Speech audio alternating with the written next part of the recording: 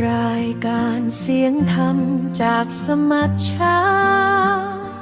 พระสงฆ์ไทยในอเมริกาสืบศาสนา ด้วยแรงศรัทธาและเสียสละตน เปรียบดังแสงทองที่ส่องทางคน เสียงธรรมตามสายสู่ดวงใจ ชาวพุทธสดใสคลายทุกภัยในชีวิต ขอให้เจริญในคุณความดี อริสัตนี้บุญช่วยลาจากใต้สาน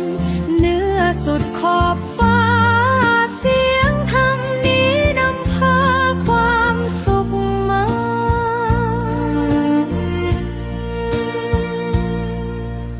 ดังลมพัดพากลิ่นหอมจากบุพภาส่งธรรมส่องแสงดังจันทร์ภา ใจคนรับรู้ดังน้ำเย็นหลั่งไหล เปลี่ยนคืนมืดมิดเป็นรุ่งรุ่นใหม่ ขอให้เสียงนี้ดังในใจยาวนานนำสุขสงบสู่ทุกแห่งสถานทุกคนร่วมใจในศรัทธาธรรม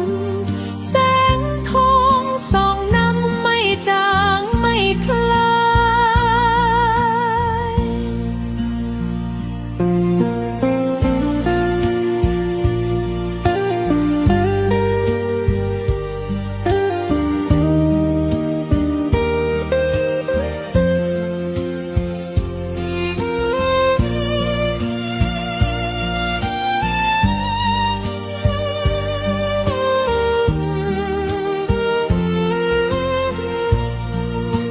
ขอให้เจริญในคุณความดี อริสักนี้บุญช่วยนำพา จากใต้อีสานเหนือสุดขอบฟ้า เสียงธรรมนี้นำพาความสุขมา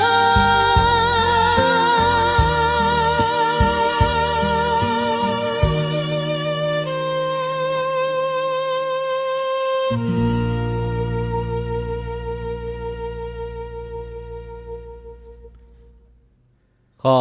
ถวายความนอบน้อมแด่พระรัตนตรัย กราบถวายความเคารพพระมหาเถระ พระเถรานุเถระ กราบถวายความเคารพ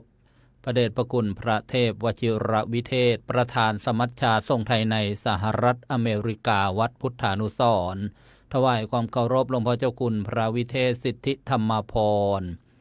รองประธานสมัชชาทรงไทยในสหรัฐอเมริกาฝ่ายเผยแผ่เจ้าอาวาสวัดอตมยตารามรัฐบัวจิงตันสหรัฐอเมริกา และครูบาอาจารย์ พระธรรมทูตต่างประเทศทั่วโลกและในประเทศขอโอกาสเป็นผู้ดำเนินรายการครับขอความสุขความเจริญในธรรมจงบังเกิดมีแก่ญาติโยม ผู้ชมผู้ฟังทุกท่านขณะนี้ท่านกำลังรับชมและรับฟังรายการเสียงธรรมจากสมัชชาทรงไทยในสหรัฐอเมริกา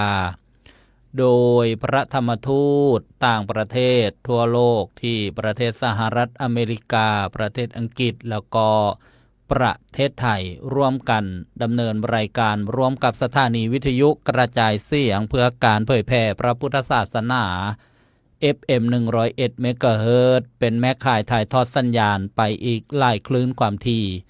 จากวัดท่าพระยาจากอำเภออูทองจังหวัดสุพรรณบุรีกระผมอัตมภาพพระสรายุทธสิริสาโรผู้อำนวยการสถานีวิทยุวัดท่าพระยาจากอำเภออูทองจังหวัดสุพรรณบุรีค่ำคืนวันนี้ได้รับเมตตาจากครูบาอาจารย์ให้เป็นผู้ดำเนินรายการพบกับรายการเสียงธรรมจากสมัชชาทรงไทยได้เป็นประจำทุก วันอังคารและก็วันพุธเวลาที่ประเทศไทย 20 นาฬิกาเป็นต้นไปเวลาที่ประเทศสหรัฐอเมริกาเช้าตรู่ที่แคลิฟอร์เนีย 6 นาฬิการัฐนิวยอร์ก 9 นาฬิกาประเทศอังกฤษ 13 นาฬิกาบิดเบรน 22 นาฬิกามาพบกันอีกเช่นเคยวันนี้ตรงกับวันอังคารที่ 21 เมษายน พุทธศักราช 2569 วันขึ้น 5 ค่ำเดือน 6 ปีมะแม่ค่ำคืนวันนี้หัวข้อสนทนาธรรมสังคมร่มเย็นเพราะเห็นใจกันก็จะได้เจริญพรต้อนรับญาติโยมเขาสู่รายการนะมีโยมเสียมโยมพลอยโยมเกษินีโยมคมชาญโยมกุ้งมันดนานะโยมกัญญาภักเพื่อให้ทราบให้รู้ว่าเป็นรอบการถ่ายทอดสดเข้ามาแล้วช่วยกันกดถูกใจกดไลค์กดแชร์นะก็จะได้เจริญพรญาติโยมมากราบนมัสการถวายความเคารพออนไลน์หน้าจอกับครูบาอาจารย์พระธรรมวิทยากรพระธรรมทูตรูปแรกได้รับความเมตตาโดยเสมอมาพระเดชพระคุณหลวงพ่อเจ้าคุณพระวิเทศสิทธิธรรมพรหลวงพ่อเจ้าคุณฤทธิ์รองประธานสมัชชาส่งไทยในสหรัฐอเมริกาฝ่ายเผยแพร่เจ้าวาดวัดอตัมมยตารามรัฐนิวยอร์กสหรัฐอเมริกากราบถวายความเคารพครับรูปต่อมาพระอาจารย์พระครูเกษมพิษโสผลผู้ช่วยเจ้าอาวาสวัดพิษโสภารามผู้อำนวยการสถานีวิทยุกระจายเสียงวัดพิษโสภาราม FM 102.75 เมกะเฮิรตซ์อำเภอเขมราชจังหวัดอุบลราชธานีถวายความเคารพครับรูปต่อมาท่านพระอาจารย์พระมหาปิยะอุตตมปัญโยปรริยนธรรม9ประโยคด็อกเตอร์รองเลขาธิการสมัชชาส่งไทยในสหรัฐอเมริกาเจ้าอาวาสวัดโปรดเกตเชษฐารามอเมริการัฐนิวยอร์กสหรัฐอเมริกาถวายความเคารพครับรูปต่อมาพระอาจารย์พระมหาอภิชาติกรัญยวศรีปรริยนธรรม9ประโยควัดพุทธจักรมงคลรัตนารามเอสคอนดิโดแคลิฟอร์เนียสหรัฐอเมริกาถวายความเคารพครับรูปต่อมาหลวงพ่อพระครูรัตนปัญญาวิเทศหลวงพ่อกุ๊กไก่เลขาธิการสมัชชาส่งไทยในสหรัฐอเมริกาเจ้าอาวาสวัดรัตนปัญญาแคลิฟอร์เนียสหรัฐอเมริกาถวายความเคารพครับและค้างกับผมอัตมภาพนานๆมาทีก็มาก่อนไข่ท่านพระอาจารย์พระประหลัดประภาสปุญญธรรมโมวัดห้วยจระเข้อำเภอเมืองจังหวัดนครปฐมถวายความเคารพครับถัดมาพระอาจารย์พระครูวินัยธรบุญยกรปิยะสีโลรองเจ้าอาวาสวัดไทยธรรมจาริกสังฆวิหารแคลิฟอร์เนียสหรัฐอเมริกาถวายความเคารพครับและท่านพระอาจารย์พระมหาวรลบอัคคธรรมโมวัดอตัมมยตารามรัฐวอชิงตันสหรัฐอเมริกาถวายความเคารพทุกรูปครับกับขอความเมตตาพระเดชพระคุณหลวงพ่อเจ้าคุณพระวิเทศสิทธิธรรมพรได้เปิดในการสนทนาค่ำคืนวันนี้ด้วยความเคารพครับขอถวายความเคารพพระเดชพระคุณพระเทพวชิรวิเทศประธานสมัชชาสงฆ์ไทยในประเทศสหรัฐอเมริกาทำเป็นตัวย่อยอยู่มันมีพระเถรานุเถระเพื่อนพระธรรมทูตทั่วโลกและพระวิทยากรทุกรูปครับผมวันนี้เต็มจอเลยครับเต็มจอแล้วก็อาจารย์พระครูสงัดนี่มาหลังเพื่อนสงสัยไปสวดศพอยู่เมื่อวันนี้สวดว่าฤเทศอาจารย์ก็วันนี้ก็มาคุยกันถึงเรื่องสังคมร่มเย็นเพราะเห็นใจกันครับหัวข้อเนี่ยสดร้อนๆเลยครับผมต้องโทรไปวันนี้พรุ่งนี้มันเป็นวันตั้งแต่เมื่อวานตอนเย็นนะครับผมว่าพรุ่งนี้มันเป็นวันอังคารผมว่าเลขาต้องลืมแน่นอนผมก็เลยต้องโทรไปเตือนต้องโทรไปทวงตักทวงเพราะว่าผมหลับไม่ได้เลยครับเพราะว่ายังไม่รู้หัวข้อเนี่ยหลับไม่ได้ตื่นมาก็ไม่ทันเพราะว่ามันยาวมากผมก็เลยเลขาบอกว่างานยุ่งมากก็เห็นใจครับเลขาเนี่ยเป็นเลขาที่เข้มแข็งมากแล้วก็ไม่ได้หยุดวัดนะผมว่าวัดนี่ต้องโดนยึดแน่นอน เพราะว่าไม่ก็ได้อยู่วัดเลยตั้งแต่เป็นเลขาเนี่ยรู้ว่าแกไปทั่วโลกแล้วครับเลขาเพิ่งได้ยังมาได้ไม่กี่เดือนเองนะไม่กี่เดือนเองไปทั่วโลกแล้วครับ แล้วก็พาคนอื่นลำบากไปด้วยดิเราก็ลำบากไม่ก็ได้หลับไปแน่นอนนะอาจารย์พิชาตินะเลขาแกขยันก็ดีครับดีวันนี้เรามาคุยกันถึงเรื่องสังคมร่มเย็นครับ ผมพอได้หัวข้อเนี่ยผมก็ไม่ได้ไปค้นหาที่ไหนแล้วครับ ผมก็นอนคิดผมว่าทำไมคนในยุคเก่าๆเนี่ยผมก็ติดในยุคเก่านะอาจารย์สงัดหลวงพ่อเราเกษมนี่เราเป็นยุคเก่าครับยุคเก่าๆเนี่ยเราว่าในสมัยก่อนเนี่ยสังคมก็อยู่กันอย่างสงบร่มเย็นมันต้องมีสิ่งหนึ่งที่เขามีก็คือน้ำใจครับต้องมีน้ำใจผมว่าในสมัยก่อนเนี่ยเขาสุดยอดมากนะเขาไปไหนเขาไม่ก็ต้องล็อกประตูบ้านเขาไม่ต้องกังวลไม่ต้องอะไรมีความสุขชีวิตมีความสุขมากๆเลยนะมีความสุขมากๆเลยเรามาเปรียบเทียบกันในปัจจุบันเนี่ยเดี๋ยวนี้ประตูบ้านล็อกอย่างมั่นคงกำแพงอีกชั้นหนึ่งบนกำแพงก็ต้องมีเหล็กโค้งๆนะเหล็กโค้งๆนะโค้งๆนะแล้วก็บางที่ก็ต้องมีขวดน้ำมีขวดมีอะไรขวดที่มันแตกแล้วเอาไปเสียบไว้กันเต็มที่ครับตกลงว่าผมว่าบางทีคนยุคปัจจุบันมันติดคุกเนี่ยคนมันในบ้านเนี่ยมันอยู่ในบ้านมันเหมือนติดคุกเลยครับเหมือนติดคุกเลยแล้วมันจะสงบจะมีความสุขได้อย่างไรที่วัดอาตมมยตารามนะครับผมเมื่อก่อนผมไม่เคยผมสร้างมานี่ตั้ง20 กว่าปีแล้ว27 ปีแล้วเนี่ยไม่เคยมีประตูรั้วครับไม่เคยมีประตูรั้วพอเกิดอะไรนะเกิดโควิดขึ้นมาทีเดียวผมต้องสร้างประตูรั้วเหมือนกันที่จริงเมื่อก่อนเนี่ยเราอยู่กันอย่างมีความสุขมากนะมันไม่ต้องเปิดกันแม้กระทั่งกวางเนี่ยมันก็วิ่งไปวิ่งมาไปมาหมีก็ยังมีครับที่วัดหมียังเดินผ่านพาร์กิ้งลอตไปเฉยหมีนะหมีดำๆตัวใหญ่ๆนั่นนะเดินผ่านพาร์กิ้งลอตไปพวกสัตว์พวกอะไรมันอยู่กันอย่างสบายพออยู่ไปอยู่มามันต้องทำรั้วทีนี้พอทำรั้วทำประตูเข้าแค่รั้วด้านหน้านะครับแม่รถมันเข้าเฉยๆคนก็เดินเข้าไปเข้ามาได้สบายแต่ว่าสังคมมันมีความสุขครับที่จริงสังคมมันมีความสุขทีนี้พอในปัจจุบันในสมัยก่อนนี่เราไปไหนมาไหนกวากลูกกวากหลานกันนะกวากลูกด้วยนะแล้วก็ไปกันแต่ปัจจุบันมันไม่ได้แล้วมันไม่รู้ใครเป็นใครแล้วมาคนมาอยู่ข้างๆก็ไม่พูดกันเลย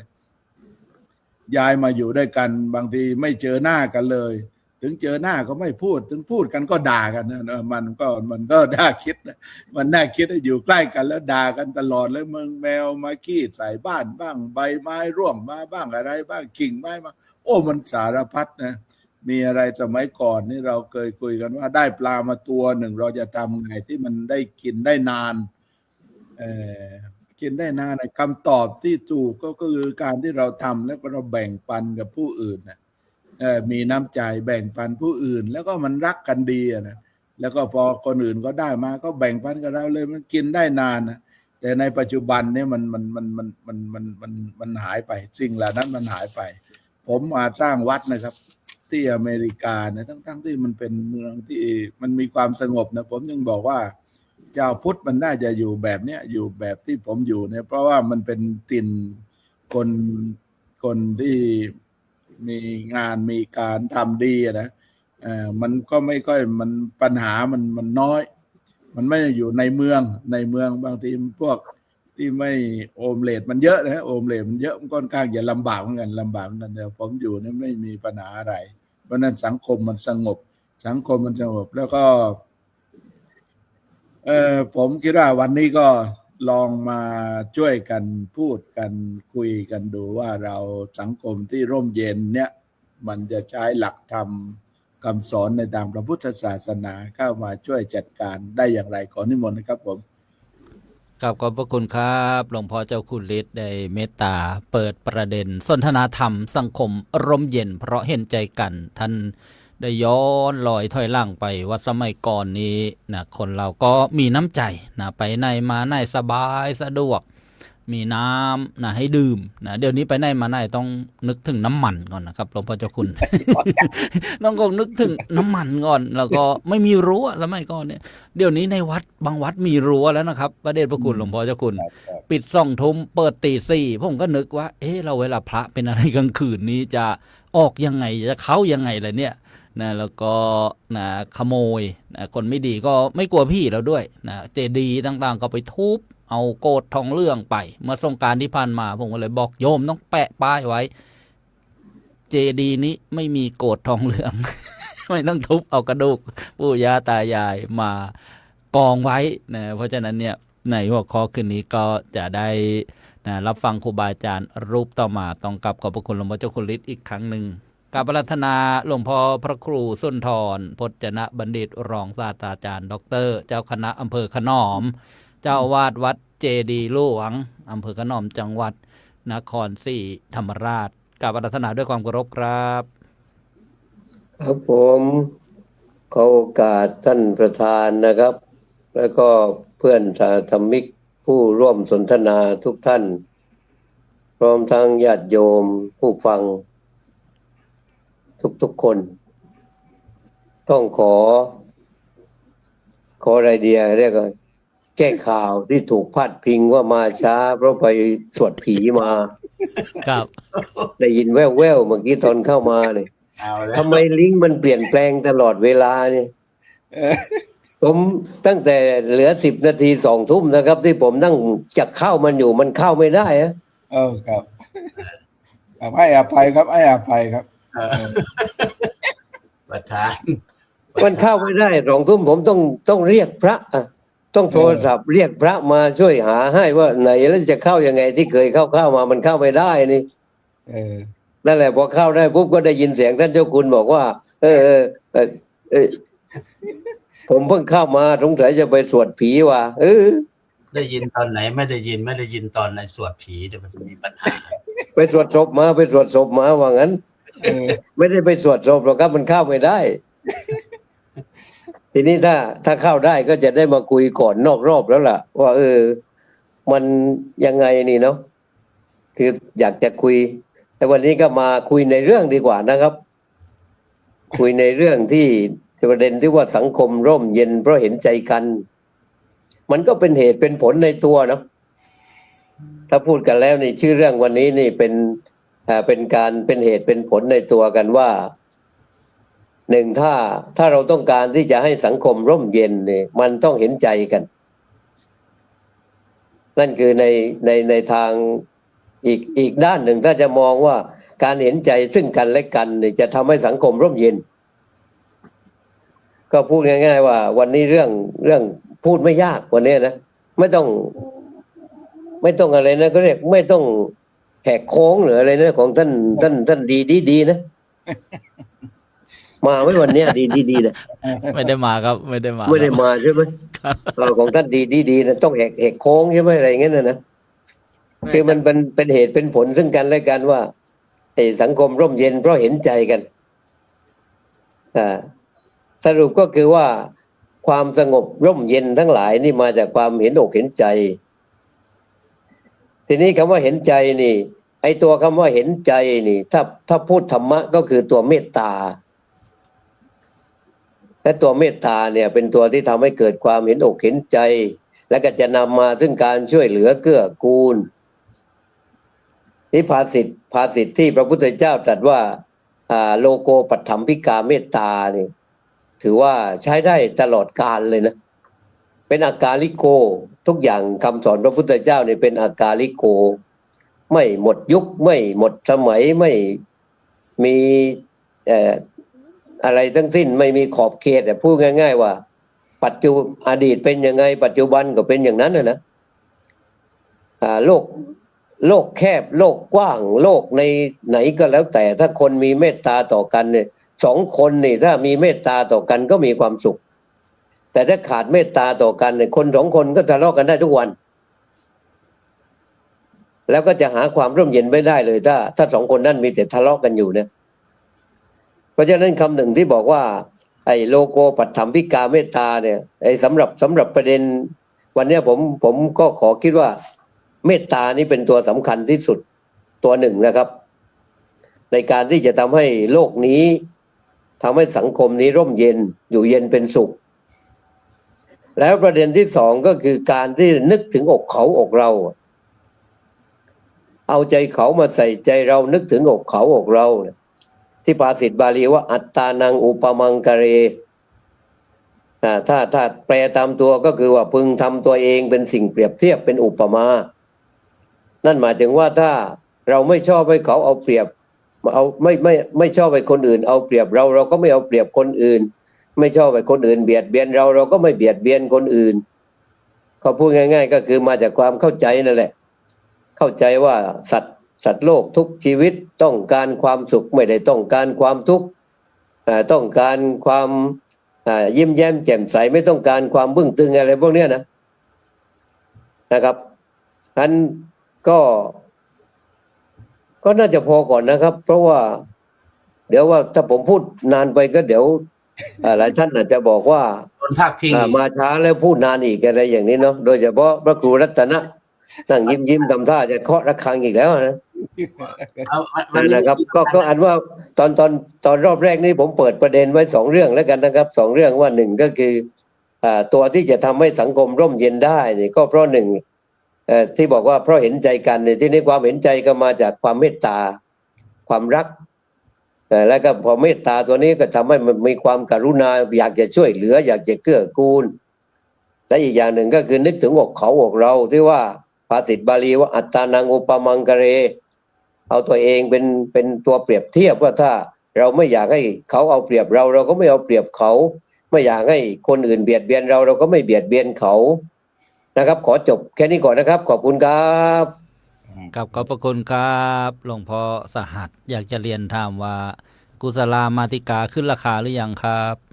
น่าจะยัง ได้ข่าวว่าเสร็จของแพงอะไรเงี้ย คือผมไม่ได้ตรวจเลยนะครับ ขอไฟก็มาหยอกครับหยอก แหมหลวงพ่อบอกว่า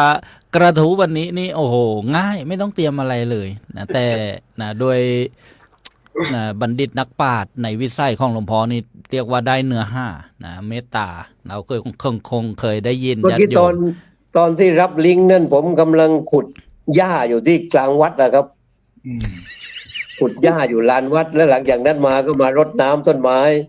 แล้วก็อาบน้ำเสร็จขึ้นมาก็เห็นว่าเหลือ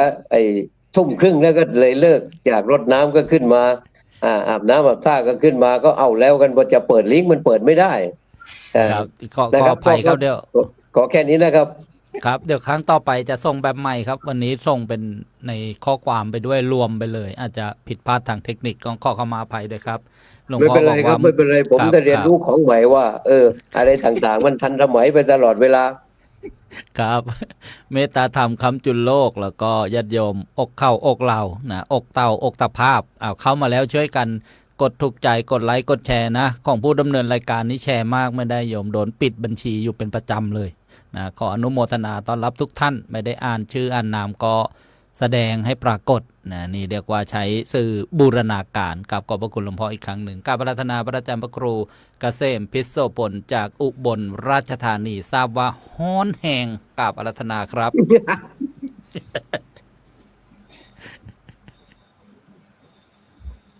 ขอความนอบน้อมแด่พระรัตนตรัย ขอถวายความเคารพพระเถรานุเถระทุกรูปพระวิทยากรตลอดจนถึงขอโอกาสพระเดชพระคุณหลวงพ่อประธานในวงสนทนา ในค่ำคืนมื้อนี้รายการเสียงธรรมจากสมัชชาสงฆ์ไทยในสหรัฐอเมริกาเรื่องสังคมร่มเย็นเพราะเห็นใจกันอันนี้เถียงบ่ขึ้นแล้วครับแม่นแต่บ่ทันเว้า สังคมร่มเย็นเพราะเห็นใจกันน้ำมันแพงไม่ลงเพราะเห็นแก่ตัว อันนี้ก็ได้สุภาษิตโบราณปราชญ์ราชบัณฑิตโบราณอีสานเพิ่นเขียนใส่ใบล้านไว้ ว่า แล้วลูกหน้าเต็มกำในลูกหนึ่งเบ็ดซื้อแล้วว่างไว้กับเราง้ออันนี้ผมว่าตรงกับประเด็นหัวข้อรายการเสียงถ้ำสมัชชาสงไทยเนี่ยว่ามันจับว่างครับ เพราะว่าสังคมสิร่มเย็นได้นี่ตราบใดผู้ใดก็ตามถ้าหากว่าคนเฮานี่ขาดจิตสำนึก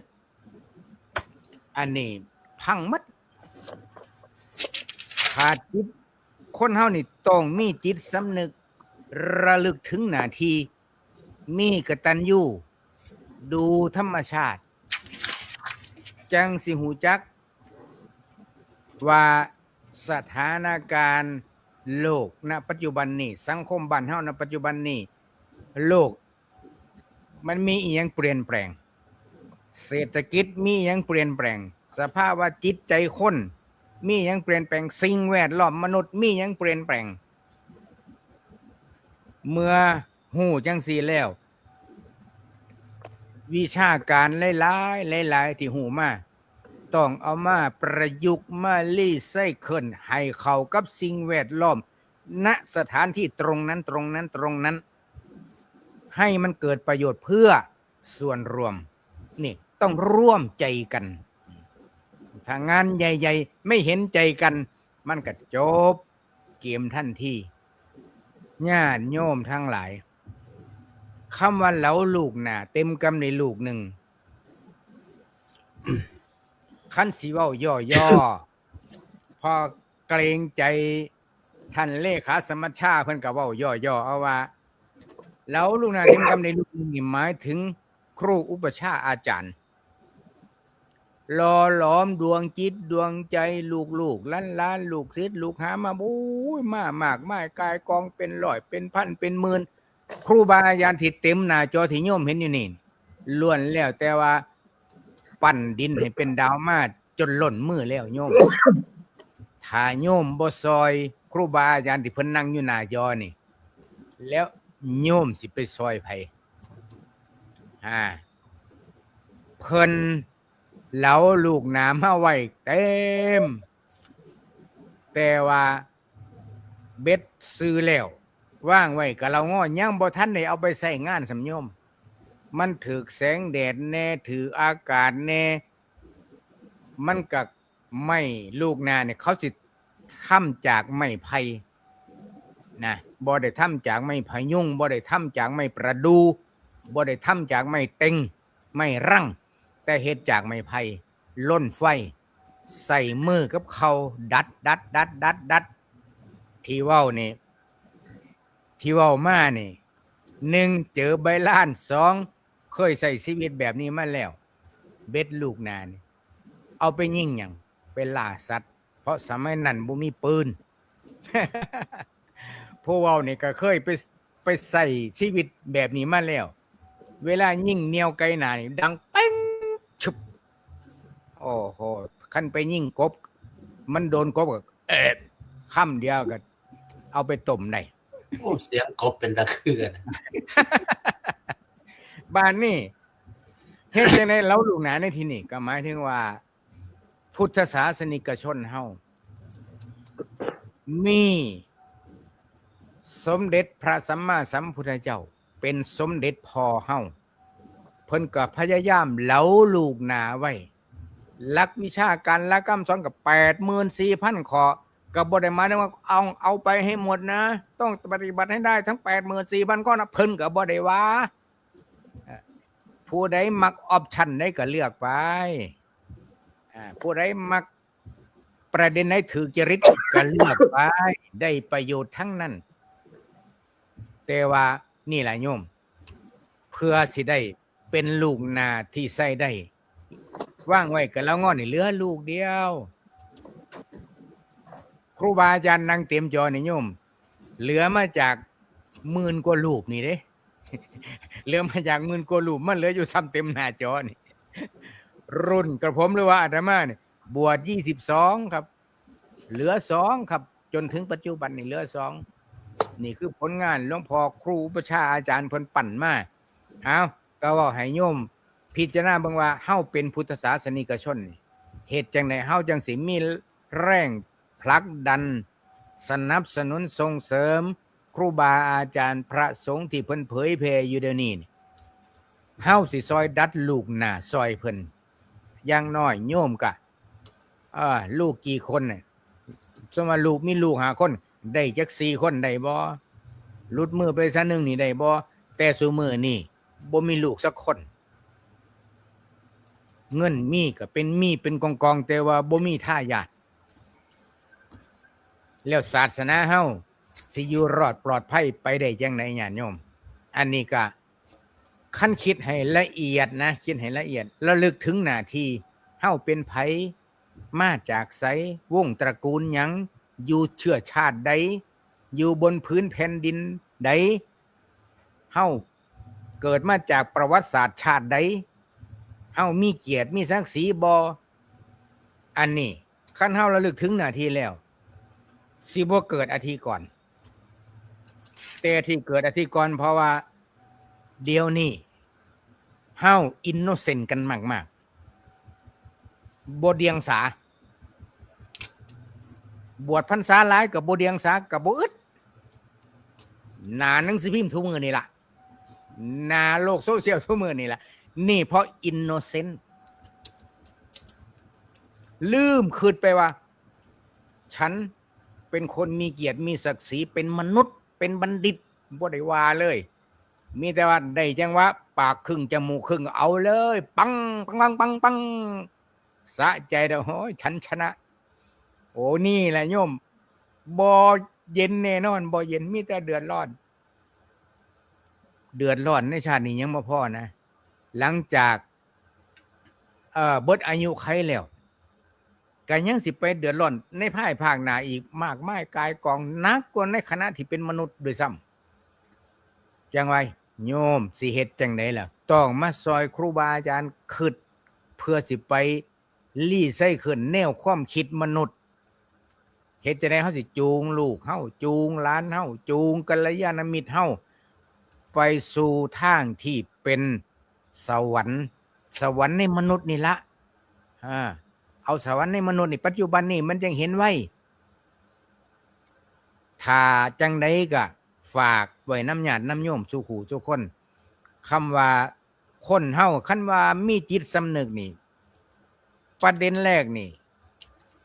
มันก็อยู่เย็นเป็นสุขเลยเด้ญาติโยมคันสมมุติว่าเน้นน้อยก็มีจิตสำนึก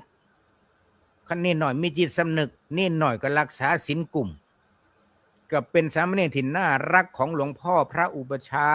เป็นสามเณรที่น่ารักของครูบาอาจารย์เป็นสามเณรหน่อยที่น่ารักของเพื่อนเพราะเขามีจิตสำนึกในหน้าที่ของเขาอายุ15ขวบ17 18ขวบแต่ว่ากิริยามารยาทเขามีสมบัติผู้ดีเป็นผู้ใหญ่มีวุฒิภาวะคำว่าวุฒิภาวะนี่บ่ได้หมายถึงว่าเอาอายุมากนะเด็กๆมันก็มีวุฒิภาวะเยอะแยะโยมบ่เสือถามหลวงพ่อประธานมงคลเพิ่นปั่นลูกศิษย์ลูกหามาหลายร้อยหลายพันคนจึงว่ารายการเสียงธรรมในมื้อนี้ก็ฝากเสียงธรรมมาถึงญาติถึงโยมเฮาแล้วก็ฝากนำว่าให้เลือกคันแม่นว่ากินปลาทอดก็พยายามอย่ากินก่างเด้อโยมเด้ออย่าไปหย่ำหัวก่างมันเอาแต่เนื้อจิ้มน้ำพริกมันจังอร่อยเบื้องต้นเอาซ้ำไหนก่อนครับผมกล่าวขอบคุณครับประจำพระครูเกษมเพชรโสพลแม่นะวันนี้ท่านอินเตอร์ขึ้นมานะญาติโยมอินโนเซนต์นะแปลว่าไม่รู้อะไรเป็นอะไรนี่นะถามความหลวงพ่อเจ้าคุณบอกว่าพวกโฮมเลดเยอะนะหมายถึงว่าญาติโยมที่ฟังวิทยุก็ฟังเลยนะพวกโฮมเลดนี่คนไร้บ้านนะถ้าออมเลดนี่เขาว่าไข่เจียวไข่ดาวใช่ไหมโยม เหล้าลูกหน้าก็คือลูกน้ำไม้นะญาติโยมบอกสังคมในระดับครอบครัวนะเรื่องลูกนะกับลูกศิษย์กับครูบาอาจารย์ท่านก็สรุปในคำว่าจิตสำนึกในภาระและหน้าที่นะที่จะทำให้สังคมนะก็คือการอยู่ร่วมกันนะร่มเย็นนะก็เพราะเห็นใจกันก็คือเห็นในหน้าที่สำคัญต้องขอบพระคุณครับ ข้าพเจ้าอาราธนาพระอาจารย์พระครูวินัยธรบุญยกรปิยะสีโล ซึ่งอีกสักครู่จะได้ไปปฏิบัติศาสนกิจกิจวัตรประจำวันขออาราธนาครับ ครับขอโอกาสถวายความเคารพพระเดชพระคุณพระพิเทศสิทธิธรรมพรพระอาจารย์ผู้ร่วมสนทนาธรรมทุกรูปนะครับเจริญพรญาติโยมทั้งหลายที่รับฟังในขณะนี้และก็ย้อนหลังก็ตามจากทั่วทุกมุมแห่งโลกไม่ว่าจะเป็นในสหรัฐอเมริกาสิงคโปร์มาเลประเทศไทยเยอรมันอังกฤษยุโรปแม้แต่พี่น้องสปป.ลาวฟังกันทั่วโลกฟังแบบสบายฟังไปก็ยิ้มไปด้วยฟังแบบมีความสุขไปด้วยได้ข้อคิดได้ธรรมะได้สาระได้ความรื่นเริงบันเทิงใจได้ความสุขใจไปด้วยแล้วก็ที่ได้คิดพิจารณาไปด้วยหลายท่านบอกว่าเดี๋ยวนิมนต์อีก เอามาออกรอบหน้ารายการนี้ดีอย่างนี้แหละคุณโยมมันได้ทุกรสได้ทุกรสได้ทุกสาระส่วนตัวของอาตมาภาพเนี่ยเมื่อกี้ได้ฟังจากครูบาอาจารย์เจ้าขุนฤทธิ์ท่านพูดบอกว่าสังคมจะร่มเย็นได้เนี่ยต้องอาศัยความมีน้ำใจและความแบ่งปันความไว้วางใจฝากบ้านได้ฝากผีฝากไข้ได้นะ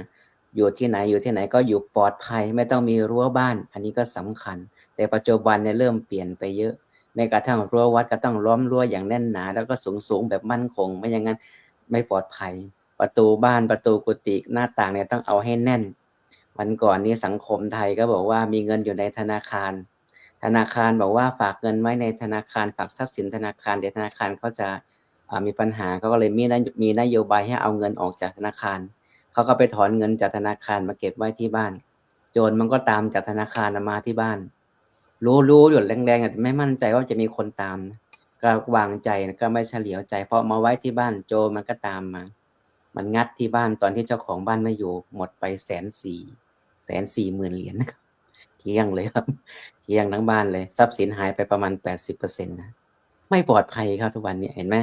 อันนี้ก็อาจารย์เจ้าคุณฤทธิ์ท่านได้กล่าวไปแล้วเส้นที่ 2อาจารย์พระครูสังหัสท่านเน้นย้ำว่าคนเราจะเห็นใจกันเพราะอาศัยความเมตตาเพราะว่าความเข้าอกเข้าใจเอาใจเขามาใส่ใจเราอันนี้ผมก็เห็นด้วยนะครับอาจารย์หลวงพ่อพระครูเกษมท่านพูดบอกว่ามันมีปัญหาเพราะเราไม่มีจิตสำนึกโดยเฉพาะสำนึกในหน้าที่อันนี้ก็สำคัญในส่วนของตัวกับผมขออนุญาตเสริมในส่วนของแนวทางแล้วกันครับแนวทางที่จะทำอย่างไรให้สังคมมันร่มเย็นแล้วก็มีความเข้าใจกันเห็นใจกันให้ไว้เป็นแนวทางเพื่อจะได้เป็นข้อคิดพิจารณาแลกเปลี่ยนกับครูบาอาจารย์และก็ญาติโยมท่านผู้ฟังทั้งหลายแนวทางที่จะทำให้สังคมมันเกิดความร่มเย็นและก็พอเห็นใจกันนี่นะครับอันที่หนึ่งก็ว่ามามองที่ระดับตัวบุคคลก่อนมองที่ตัวเราก่อนมองที่ตัวบุคคลเป็นปัจเจกกับบุคคลว่าต้องทำยังไงล่ะอันที่หนึ่งก็เราก็ต้องเริ่มจากกา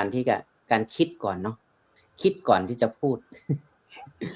คิดก่อนจะพูดทุกวันเนี่ยคนเรายังคิดไม่ทันนะพูดไปแล้วพอพูดไปแล้วเอาเสียแล้วทำให้สังคมมันวุ่นวายแล้วทำให้ผู้อื่นเขาได้รับความเดือดร้อนแล้วทำให้เกิดความทะเลาะเบาะแว้งกันในสังคมและสังคมไม่ร่มเย็นไม่เป็นสุขแล้วเริ่มจากการคิดก่อนพูดอันที่สองฝึกฟังครับทุกวันนี้หาคนฟังมันอาจจะยากไปเรื่อยๆส่วนมากแล้วก็ใส่มาปั๊บกระทบปั๊บกระแทกทันทีเลยถ้าเรามามีคนฟังซะบ้างนะบางทีอะไรจะดีขึ้นก็ได้มีคนฟังให้มากขึ้นตั้งใจฟังฝึกที่จะฟังให้มากขึ้นทำยังไงล่ะก็ต้องฟังด้วยใจเอาใจไปฟังไม่ใช่เอาหูไปฟังอย่างเดียวต้องฟังเขาด้วยใจส่วนที่สองมาคือตั้งใจฟังแล้วก็ส่วนที่สามฟังโดยการไม่ตัดสินเนี่ยครับอย่าเพิ่งไปตัดสินบางทีญาติโยมมาวัดหรือคนมาคุยกับเราเนี่ยถ้าเราเป็นผู้ฟังแล้วฝึกที่จะฟังที่ดีมันอาจจะลดความขัดแย้งลดทำให้สังคมมันร่มเย็นขึ้นได้โดยอาศัยการฟังเนี่ยนะครับมาถึงระดับบุคคลอีกตัวหนึ่งก็คือการลดอัตราไม่ไปตัดสินเขาว่า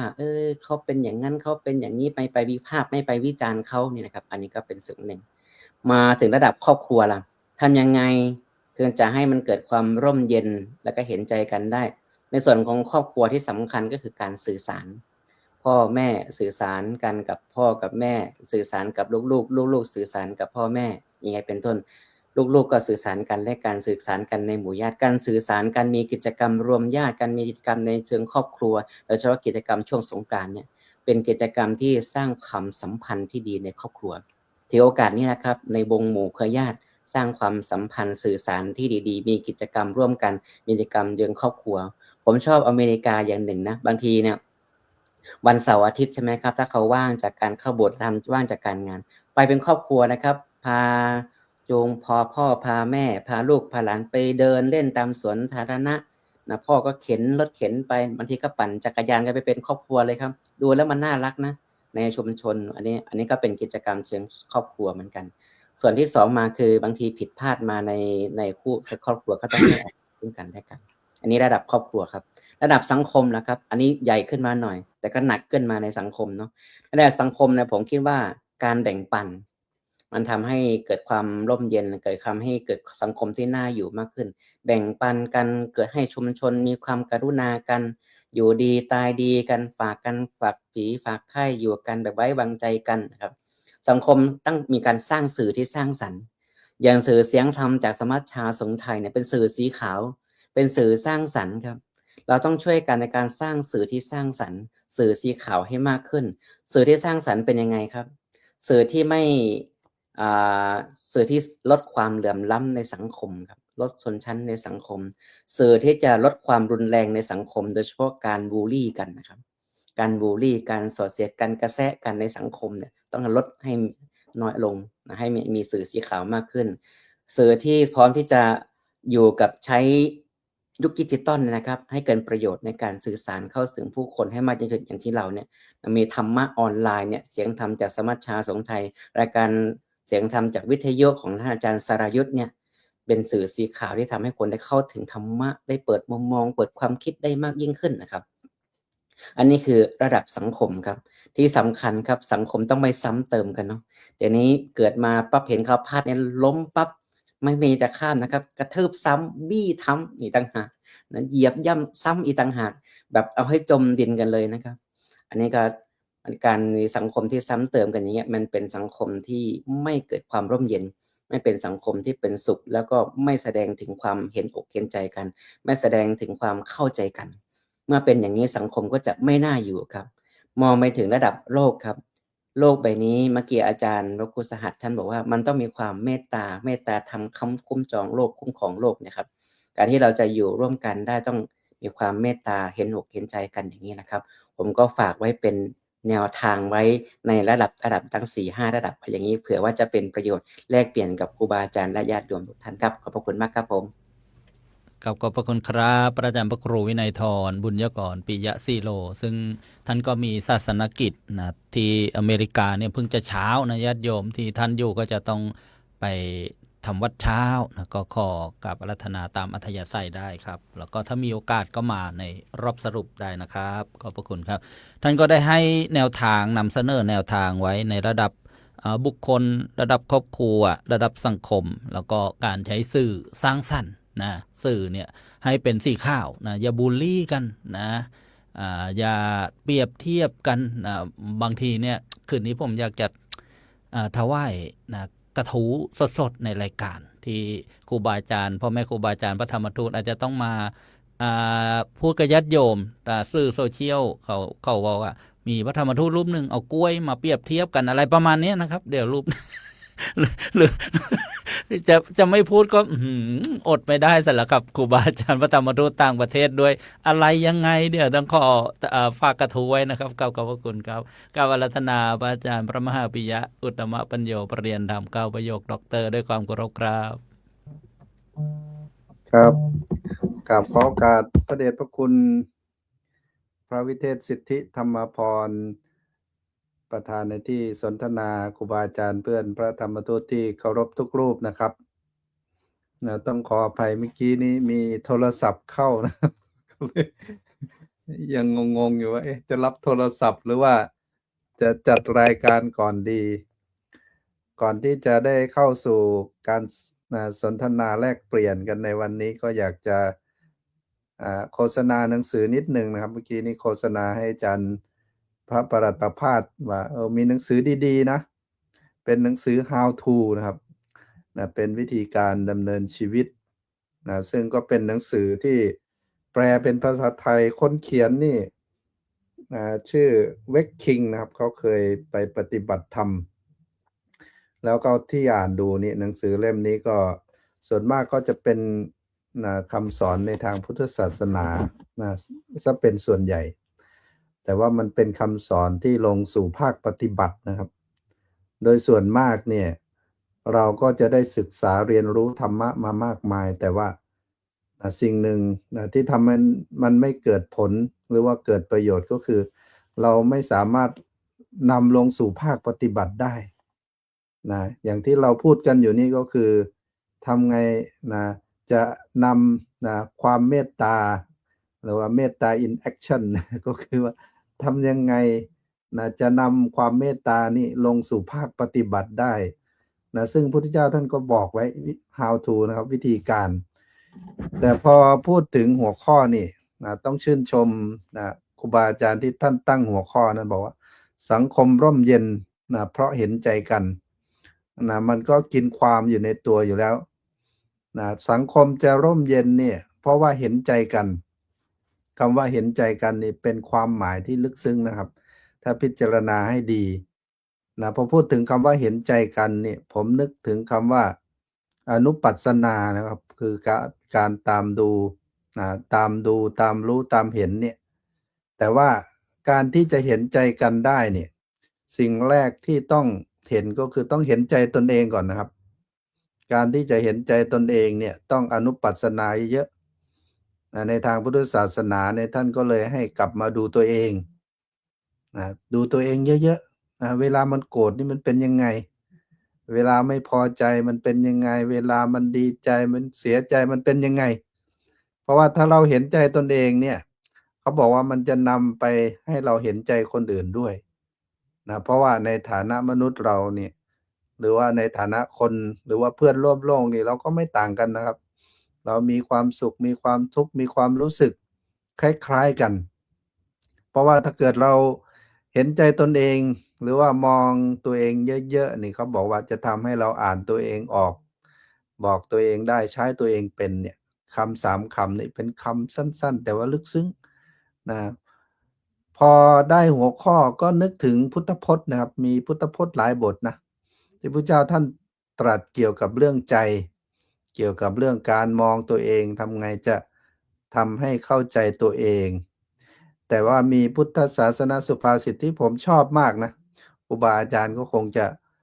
ชอบคล้ายๆกันท่านบอกว่าทูรังคัมมังเอกะจรังอสรีรังคุหาสยังเยจิตตังสัญญเมสสันติ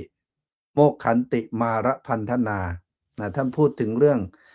อธิบายเรื่องใจนะหรือว่าจิตนี่ท่านบอกว่าจิตของคนเราเนี่ยเที่ยวไปได้ไกลทูรังคัมมังเอกะจรังนี่เที่ยวไปดวงเดียวอสรีรังไม่มีร่างกายนะครับไม่มีสรีระแล้วก็ที่สำคัญก็คือคุหาสยังก็คืออยู่ในหทัยวัตถุนี่หรืออยู่ในใจนี่เราเนี่ยครับก็คือท่านบอกว่าถ้าเกิดใครมันรักษาจิตนะว่าหรือสำรวมระวังจิตเนี่ยก็จะพ้นจากบ่วงแห่งมารคำว่าบ่วงแห่งมารนี่คำว่ามารนี่ก็โดยเฉพาะมารที่เรียกว่ากิเลสมารก็คือมารคือกิเลสเนี่ยความโลภความโกรธความหลงนี่ถ้าเรารู้เท่าทันก็จะพ้นจากบ่วงแห่งมารหมายถึงว่ารู้จักใจตนเองเนี่ยก็จะพ้นจากบ่วงแห่งมารมันมีนิทานเซนอยู่เรื่องหนึ่งครับก็คือมีพระใบ้รูปอยู่รูปหนึ่งนะเรียกว่าท่านเข้ากรรมฐานเวลาเข้ากรรมฐานนี่จะเข้านานนะครับบางที7 ปีแล้วก็มีครูบาอาจารย์หรือว่าลูกศิษย์ไปส่งปิ่นโตนะครับส่งปิ่นโตให้ก็คือเรียกว่าปิดห้องปฏิบัติธรรมอย่างเดียวพอเข้า7 ปี7 เดือน7 วันออกมาก็ปรากฏว่าโอ้โหเป็นที่ฮือฮาคนก็เดินทางไปกราบไปไหว้แต่ว่าพระรูปเนี้ยเวลาคนไปก็ไปด้วยวัตถุประสงค์หลายอย่างนะครับบางคนไปก็ไปขอหวย บางคนไปก็ไปขอพรขอให้โชคดีขอให้ร่ำรวยแต่ว่าโดยความที่ท่านพูดไม่ได้นี่เวลาคนไปขอหวยสิ่งที่ท่านทำคืออะไรครับท่านชี้มาที่ใจเรานี่นะชี้มาที่หัวใจท่านบอก นะคนก็ไม่รู้ตีความเข้าใจหรือว่าคนคอหวยนี่อาจจะไปตีเป็นเลขอะไรก็ไม่รู้อันนี้ต้องถามพระอาจารย์มหาพิชาติ นะเวลาคนไปขอให้ร่ำรวยท่านก็ชี้มาที่ใจนะสรุปแล้วนะนิทานเรื่องนี้ท่านบอกว่าท่านสอนให้เราดูใจตัวเองนะถ้าเราหมั่นดูตัวเองเยอะๆเนี่ยมันจะแก้ปัญหาข้อผิดพลาดบกพร่องได้นะเพราะว่าการที่เราสำรวจตัวเองบ่อยๆเนี่ยเขาเรียกว่าเป็นการทำ SWOT นะครับคำว่า SWOT นี่ก็คือวิเคราะห์จุดแข็งจุดอ่อนรวมถึงวิกฤตแล้วก็โอกาสของตัวเราเองนะโดยส่วนมากเราก็จะมองออกไปข้างนอกรู้หมดนะครับว่าหลวงพ่อประภาส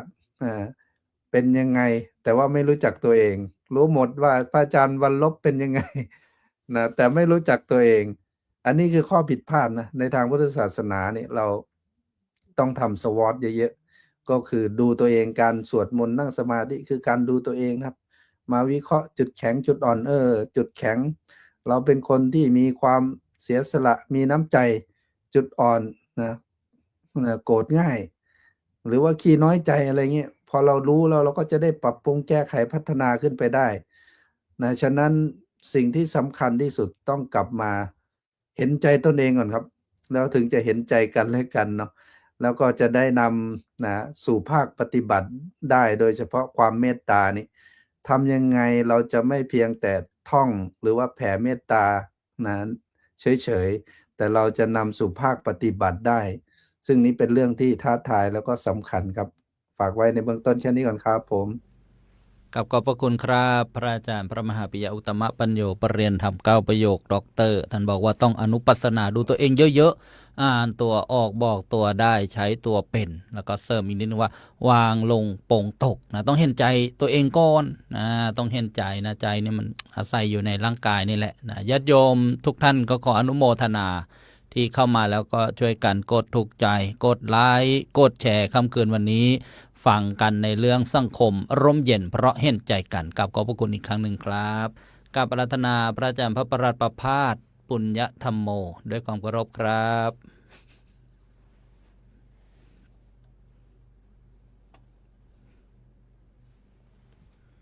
ครับผมนานๆทีครับ โลกร่มเย็นดับเห็นได้ด้วยศาสนา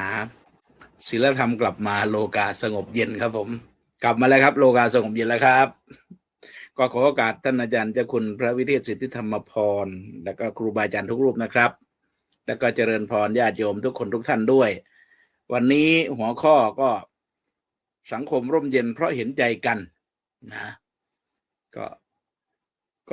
ก็เห็นใจกันและโลกมันก็จะสงบเย็นนะสังคมจะร่มเย็นไม่ได้เกิดจากความสมบูรณ์ของวัตถุอันนี้นึกถึงปณิธาน3อย่างของหลวงพ่อพุทธทาสเลยแหละว่าหลวงพ่อพุทธทาสมีปณิธานอยู่3ข้อว่า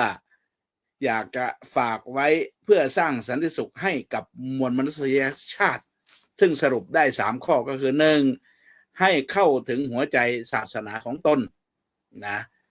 มุ่งหวังให้ศาสนิกชนไม่ว่าจะนับถือศาสนาใดเข้าถึงแก่นแท้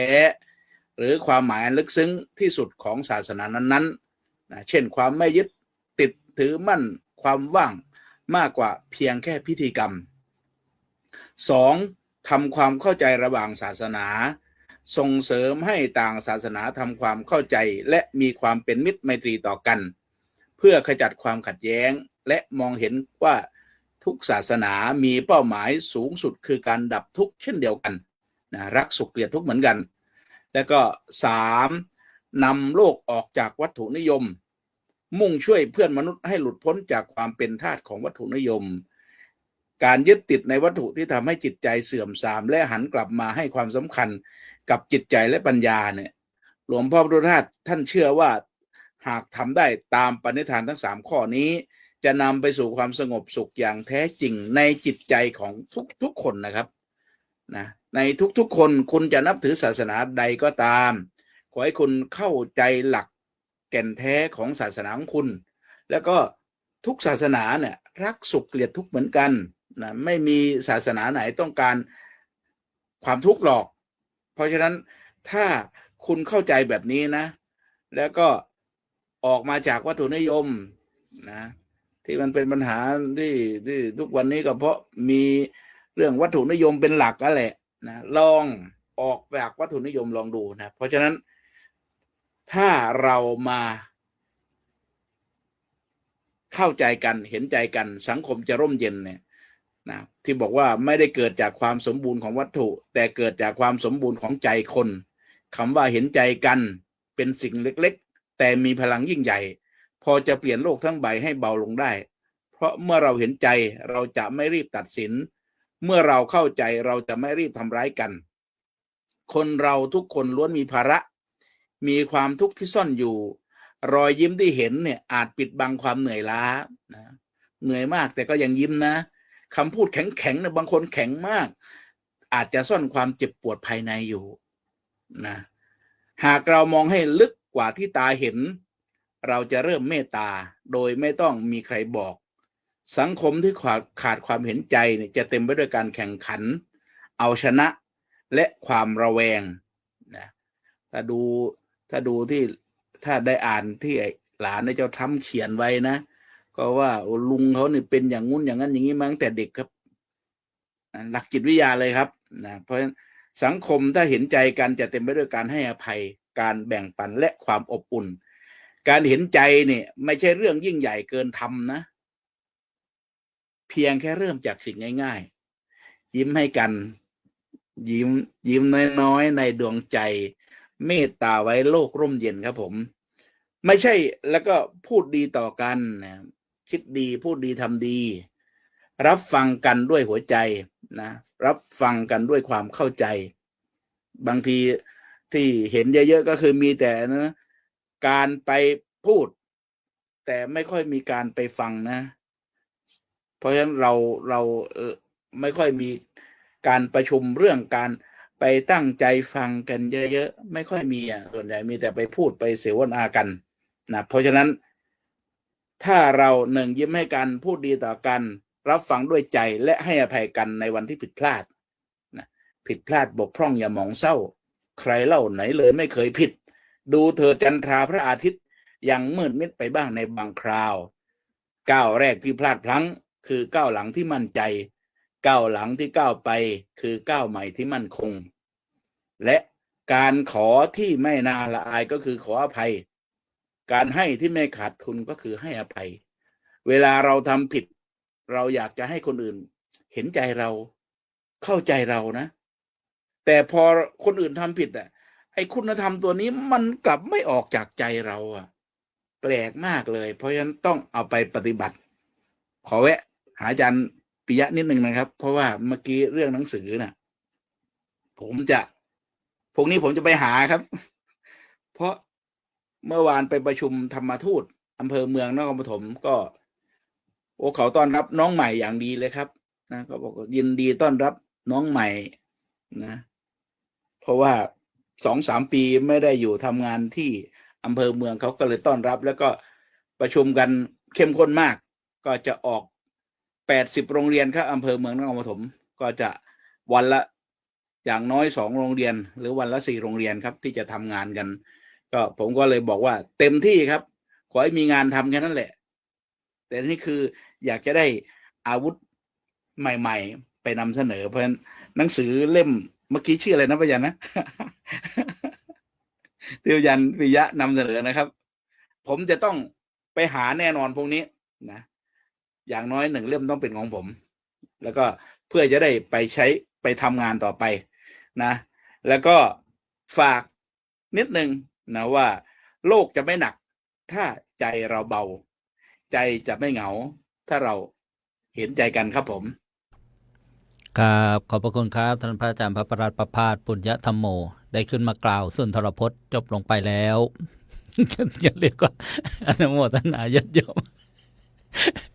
ผมก็ขอโอกาสไว้สรุปเด้อกราบอาราธนาพระอาจารย์พระมหาวัลลบอัคคธรรมโมด้วยความเคารพครับ ครับผมกราบขอโอกาสครูบาอาจารย์ทุกรูปด้วยความเคารพนะครับ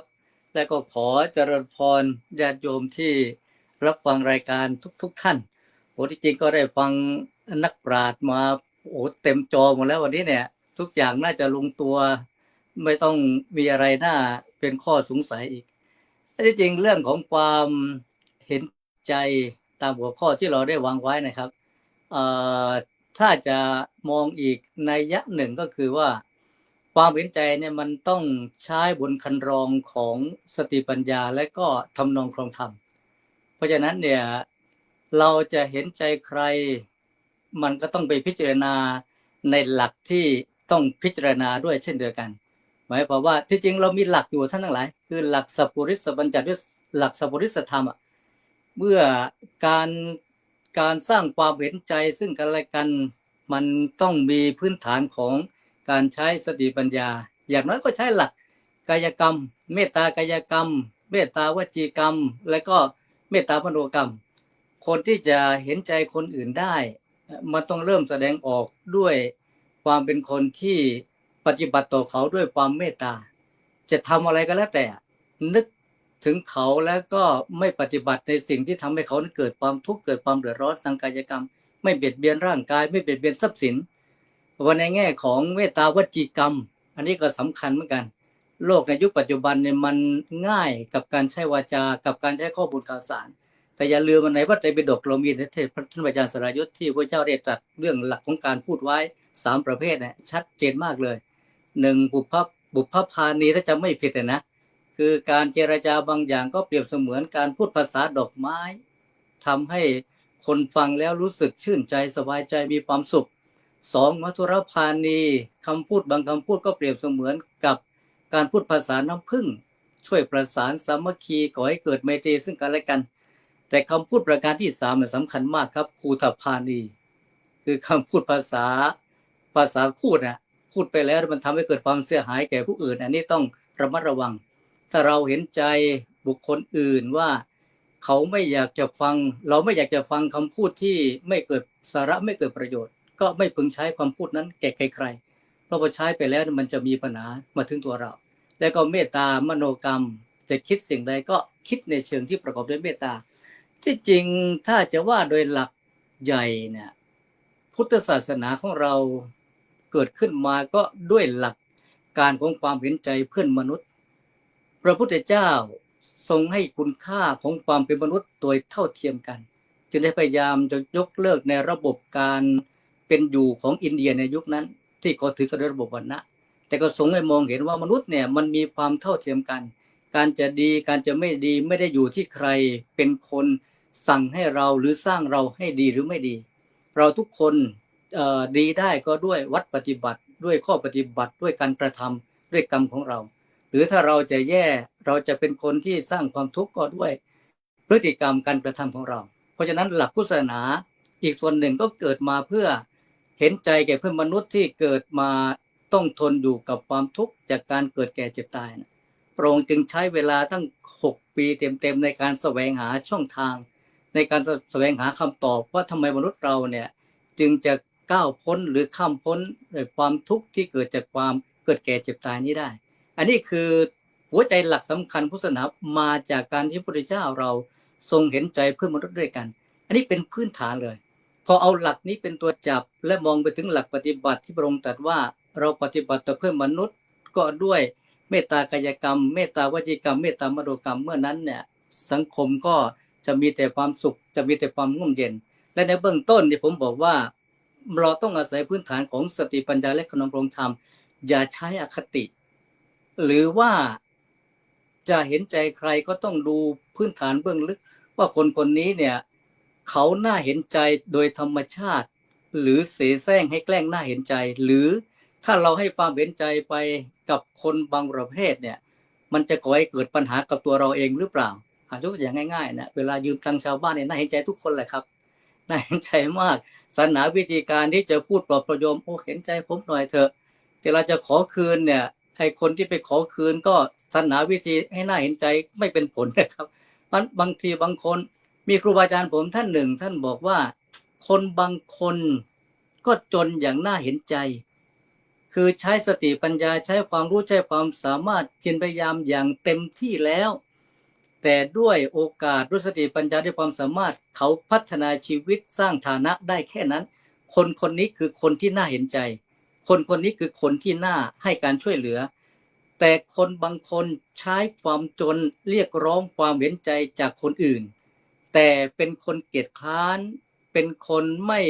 สู้ไม่อดทนและเป็นคนที่เอาชีวิตไปหมกมุ่นอยู่กับเรื่องของอบายมุขเรื่องของการพนันถ้าเราไปเห็นใจคนประเภทนี้โดยขาดสติปัญญานะคนที่เดือดร้อนคือตัวเราเองเพราะนั้นอย่างที่ครูบาอาจารย์หรือท่านอาจารย์ปิยะได้พูดมหาปิยะได้พูดแบบว่า1ต้องมาดูใจเห็นใจเราซะก่อนด้วยใช้หลักของสัพพุริสธรรมเป็นตัวบัญญัติเป็นตัวเข้าไปกำหนดใครมาขอความช่วยเหลือจากเราหรือแสดงความเราต้องการจะแสดงความเห็นใจต่อใครสักอย่างหนึ่งในบางเรื่องเนี่ยต้องเอาหลักตัวนี้ไปจับว่ามันมีเหตุอะไรที่เราจะต้องไปแสดงความช่วยเหลือแก่เขาหรือโดยหลักโดยเหตุแสดงไปแล้วหรือให้ความช่วยเหลือไปแล้วผลจะเกิดขึ้นเป็นอย่างไรผมจะมีหลักง่ายๆของผมถ้าช่วยใครแล้วคนนั้นอ่อนแอกว่าเดิมผมจะไม่ช่วยเพราะผมถือว่าไม่ใช่หลักการที่จะพึงปฏิบัติยิ่งช่วยเขายิ่งอ่อนแอยิ่งช่วยเขายิ่งพึ่งพาตัวเองไม่ได้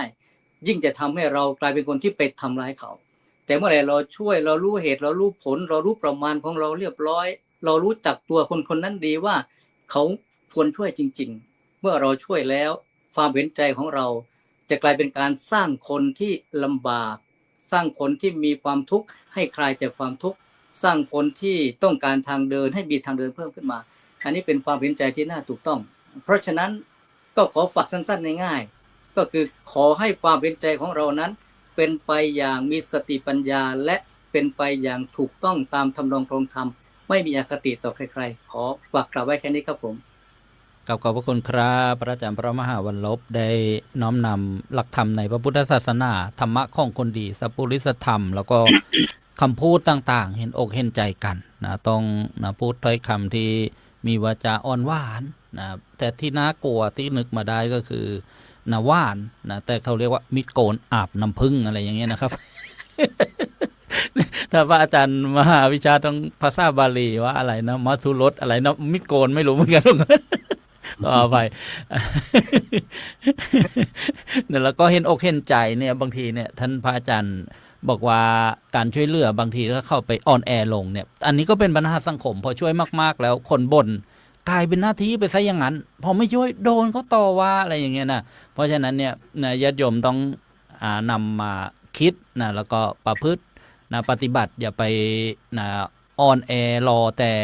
ให้คนมาช่วยเหลือนะยืนหยัดขึ้นมาด้วยตนเองพาตนออกจากอบายมุขนะสิ่งไม่ดีต่างๆก็กลับขอบพระคุณอีกครั้งหนึ่งครับกราบปรารถนาพระอาจารย์พระมหาภิชาติกรัญยวสีประเรียนธรรม9ประโยคด้วยความเคารพครับกราบถวายความเคารพพระเถรานุเถระคณะพระวิทยากรทุกรูปนะครับซึ่งมีท่านอาจารย์เจ้าคุณพระวิเทศสิทธิธรรมพรเป็นประธานผมกำลังจะโน้ตว่าไม่คุ้นชินกับการอยู่แถวบนนะเพราะวันนี้แรกๆผมไปอยู่แถวบนไม่คุ้นชินกับการอยู่แถวบนสักพักหนึ่งเงยหน้ามาลงมาอยู่แถวล่างอีกแล้วล่างสุดอาจารย์ประภาสผมวันนี้อุตส่าห์เข้ามาเร็วแล้วนะคิดว่าจะได้อยู่ต้นๆบ้างจัดไปจัดมาผมมาอยู่ท้ายอีกแล้วพระเอกมาทีหลังครับเผื่อว่าฮะพระเอกมาทีมาตอนจบพระเอกก็ต้องจบอันนี้เหมือนที่บิณฑบาตแล้วก็สลับหัวกลางหน้าสงสัยบุญน้อยหรือบุญมากไม่รู้เนี่ย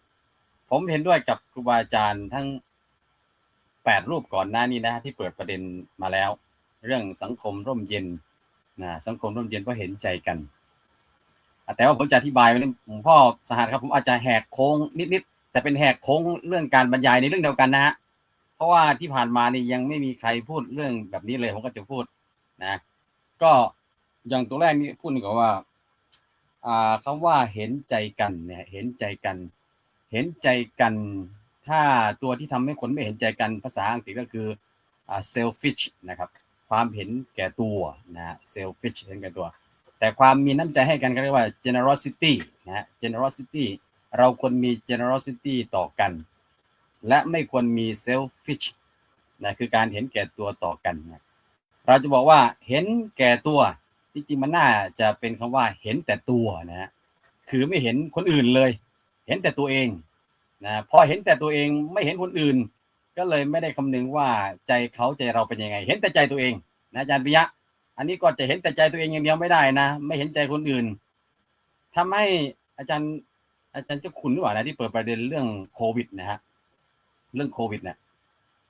ตอนนั้นเขาทำมีโครงการตู้ปันสุขนะครับตู้ปันสุขเขาไปทำตัวอย่างจากประเทศญี่ปุ่นจากประเทศในยุโรปในอเมริกาที่เขามีตู้ปันสุขนะครับเอาของไปใส่ในไว้แล้วก็คนมาหยิบจับไปตอนโควิดประเทศไทยก็ทำผมก็ทำนะผมทำไปหาตู้มาเลยตู้ใหญ่เลยครับตู้ปันสุขปรากฏว่าเติมไม่เคยเต็มครับเติมไว้แป๊บเดียวเอาหมดอีกแล้วตอนแรกๆนะผมดีใจนะโอ้ตู้ปันสุขเราได้ช่วยคนนะตู้ปันสุขของเราเนี่ยได้ช่วยคนเพราะว่าคนหากินลำบากช่วงโควิดนะครับคราวนี้ผมก็เป็นลองสังเกตดูว่าเติมบ่อยเติมไม่กี่นาทีนะหมดอีกแล้วทำไมคนมาให้บริการเยอะจังก็ไปแอบดูปรากฏว่านะฮะมีอยู่เจ้าเดียวนะฮะปั่นจักรยานมาโกยหมดนะเอาอะไรใส่เข้าไปโกยหมดผมก็เอาดูสิระหว่างผู้ให้กับผู้เอาเนี่ยระหว่างเทคกับรีซีฟเนี่ยระหว่างไอ้กิฟกับรีซีฟเนี่ยอะไรใครจะชนะนะ ระหว่างผู้ให้กับผู้รับผู้เอาผมก็เติมกับไม่แล้วเจ้าเดิมเนี่ยฮะปั่นจักรยานมาโกยสุดท้ายผมยอมแพ้นะผมยอมแพ้คนที่เห็นแก่ตัวนะก็เลยมันนึกถึงที่บอกว่าทะเลไม่อาจให้เต็มได้ด้วยน้ำนะไฟไม่อาจให้เต็มได้ด้วยเชื้อเพลิงคนโลภไม่อาจให้เต็มได้ด้วยตัณหาเนี่ยเข้าใจเลยสู้ไม่ไหวครับอันนี้พูดถึงประเด็นว่าเนี่ยมันสังคมเราอยากจะให้สังคมมันร่มเย็นให้อยู่กันได้แต่ว่าเพราะคนที่เห็นแก่ตัวมันทำให้สังคมอยู่ไม่เย็นนะอยู่ไม่เย็นมาที่อเมริกามันมีมาที่อเมริกานะไม่ได้มูลี่บ้านเรานะแต่ว่าอเมริกามันก็มีทั้งจุดสว่างจุดมืดนะเห็นจุดสว่างหลายๆอย่างที่อเมริกาอย่างนี้อเมริกาให้ความสำคัญกับคนเดินเท้าคนถนนมากแค่มีคนเดินเท้าทำท่าว่าจะย่อนเท้าลงไปนะย่างเท้าลงไปในถนนนะฮะไม่ว่าตรงนั้นจะเป็นทางม้าลายมีทางม้าลายมีทางข้ามหรือไม่ก็ตามนะครับรถนี่ชะลอเลยนะฮะรถนี่ชะลอให้เลยให้คนเดินเท้าเนี่ยข้ามถนนก่อนไปก่อนอันนี้ไม่รู้ว่าเพราะว่าความมีน้ำใจเพราะเห็นใจหรือว่าเพราะกฎหมายเขาเข้มงวดก็ไม่รู้นะแต่มีบางคนก็มองว่าเพราะความเห็นใจคือมองว่าคนอยู่ในรถเนี่ยไม่ต้องร้อนไม่ต้องหนาวแต่คนเดินเท้าบนถนนเนี่ยเขาต้องตากแดดต้องลุยกับสภาพดินฟ้าอากาศที่อาจจะหนาวอาจจะฝนตกอาจจะลมพัดอาจจะเย็นเพราะฉะนั้นเราอยู่ในรถเนี่ยเย็นสบายกว่าอยู่แล้วสบายกว่าแล้วเพราะฉะนั้นให้ความสำคัญใจเขาใจเราให้คนที่อยู่ข้างนอกที่ลำบากกว่าหรืออาจจะเป็นเพราะว่ากฎหมายเขาเข้มงวดก็ได้ถ้าหากมีการชนการเฉี่ยวขึ้นมากฎหมายเขาค่อนข้างเข้มงวดอันนี้เรื่องดีข้อหนึ่งนะของอเมริกา อีกเรื่องหนึ่งผมเห็นคุณยายคุณป้าทั้งหลายที่ลูกหลานแอพพลายมาอยู่อเมริกาได้เป็นสะใภ้ฝรั่งได้เป็นสะใภ้อเมริกาก็เอาย่าเอายายเอาแม่มาเลี้ยงหลานที่อเมริกาว่างๆคุณป้าคุณยายก็นัดกันไปเก็บเห็ดนัดกันไปหาปลานัดกันไปเก็บหอยตามห้วยหนองคลองบึงที่อเมริกานะโอ้โหกุ้งหอยปูปลาอเมริกามันเยอะจริงๆนะฮะเยอะมากผมที่ขั้นบอกว่าถ้าเกิดวิกฤตอะไรขึ้นในโลกนี้นะคนอเมริกานี่จะตายทีหลังเพื่อนเพราะอะไรเพราะทรัพยากรธรรมชาติเขาเยอะมากนะกุ้งหอยปูปลาในน้ำมีปลาในนามีข้าวเนี่ยบ้านเราทุกวันนี้ไม่รู้ว่ายังมีสภาพนี้หรือเปล่านะผมเคยฟังพ่อแม่เล่าให้ฟังว่าเมื่อก่อนนะเดินไปตามคันนานะหลวงพ่อเกษมกบเนี่ยเขี่ยเอาเลยนะเขี่ยเอาตามกอหญ้านะครับกอผักกอหญ้านะตามคันนาเนี่ยกบเขี่ยแค่นั้นก็พอกินแล้วทุกวันนี้นะฮะเขาบอกว่าอันอาจจะเป็นแค่บางกลุ่มนะเขาบอกว่าถ้าคนอีสานเดินผ่านห้วยหนองน้ำคลองไหนเนี่ยนะน้ำจะเงียบเลยนะเขาบอกน้ำจะเงียบเลยไม่มีวิแววว่ามันจะมีปลาหรือมีสิ่งมีชีวิตเหลืออยู่หรือเปล่านะเพราะว่าเอากันหมดนะปลาน้อยปลาเล็กปลาน้อยไปซะคือคิดเผื่อให้หน้าหมดปลาใหญ่ได้มากเอาไปทำปลาลาไปทำปลาแห้งปลาตรงปลาตากปลาเล็กปลาน้อย ไปทำปลาจอมปลาส้มไม่เหลือให้ลูกหลานเลย หรือว่าไม่เหลือให้ลูกหลานไอ้ปูปลามันได้เจริญเติบโต แต่อเมริกานะเขามีกฎหมายอาจจะเรียกเขาอาจจะไม่ได้เชิงว่าเป็นความมีน้ำใจแต่ว่าด้วยความกฎหมายเขาบังคับนะฮะปลาขนาดไหนจับได้ใครจะจับปลาได้ต้องมีไลเซนส์ต้องมีหนังสืออนุญาตนะถึงมีหนังสืออนุญาตก็จับได้กี่วันละกี่กิโลวันละกี่ตัวนะไม่ได้ขนาดห้ามจับต้องปล่อยทรัพยากรธรรมชาติบ้านเขาจึงอุดมสมบูรณ์มากนะอันนี้เป็นส่วนหนึ่งส่วนดีที่เห็นนะอันนี้ก็เพราะว่าบ้านเราได้บางทีอาจจะให้ถ้าอยากจะให้สังคมอยู่เย็นเป็นสุขถ้าอาศัยความมีน้ำใจโดยธรรมชาติไม่ได้ก็จะเป็นต้องอาศัยกฎหมายที่เข้มงวดนะต้องบังคับเข้มงวดหน่อยอันนี้ก็ฝากไปส่วนที่บอกว่าอยากจะเล่าแหกโค้งสักนิดหนึ่งก็คือพอเห็นหัวข้อนะผมก็ไปเรียนมาเมื่อวานอาจารย์พระครูยังไม่ส่งหัวข้อมา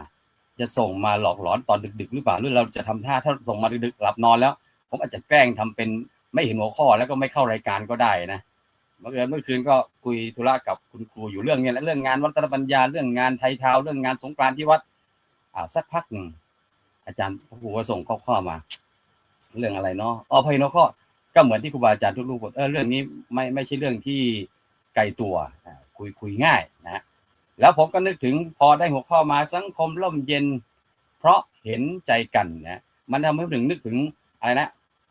ม้า2ตัวที่ผูกเชือกไว้แล้วก็2ข้างเป็นหญ้าเป็นหญ้าม้า2ตัวมันถูกเชือกไว้เชือกมันสั้นนะไอตัวหนึ่งก็จะไปกินหญ้าของตัวเองตัวหนึ่งก็จะไปกินหญ้าของตัวเองนะปรากฏว่ามันดึงกันเองเลยไม่ได้กินทั้ง2ตัวนะบอกว่าแบ่งกันกินถ้าแบ่งกันกินจะได้กินทั้ง2ตัวนะถ้าแบ่งกันกินจะได้กินทุกตัวแต่ถ้าแย่งกันกินอาจจะไม่ได้กินสักตัวนะสุดท้ายก็มีภาพว่าม้าไปชวนกันบอกว่าเธอมากินข้างฉันก่อนสิกินด้วยกันแล้วต่อไปฉันก็จะไปกินข้างคุณเราก็ไปกินด้วยกันอันนี้คือภาพว่าสังคมร่มเย็นเพราะเห็นใจกันข้อแรกภาพแรกที่เห็นเลยจากการเห็นหัวข้อนี้อีกภาพหนึ่งที่โผล่มานะก็คือเรื่องนี้ผมพูดบ่อยครั้งตอนนี้นะผมตั้งกองทุนนะก็คือกองทุนการัญยวสีเพื่อเด็กดีมีน้ำใจนะผมไม่เน้นเด็กเรียนเก่งผมไม่เน้นเด็กฉลาดผมไม่เน้นเด็กยากจนแต่ผมให้ข้อ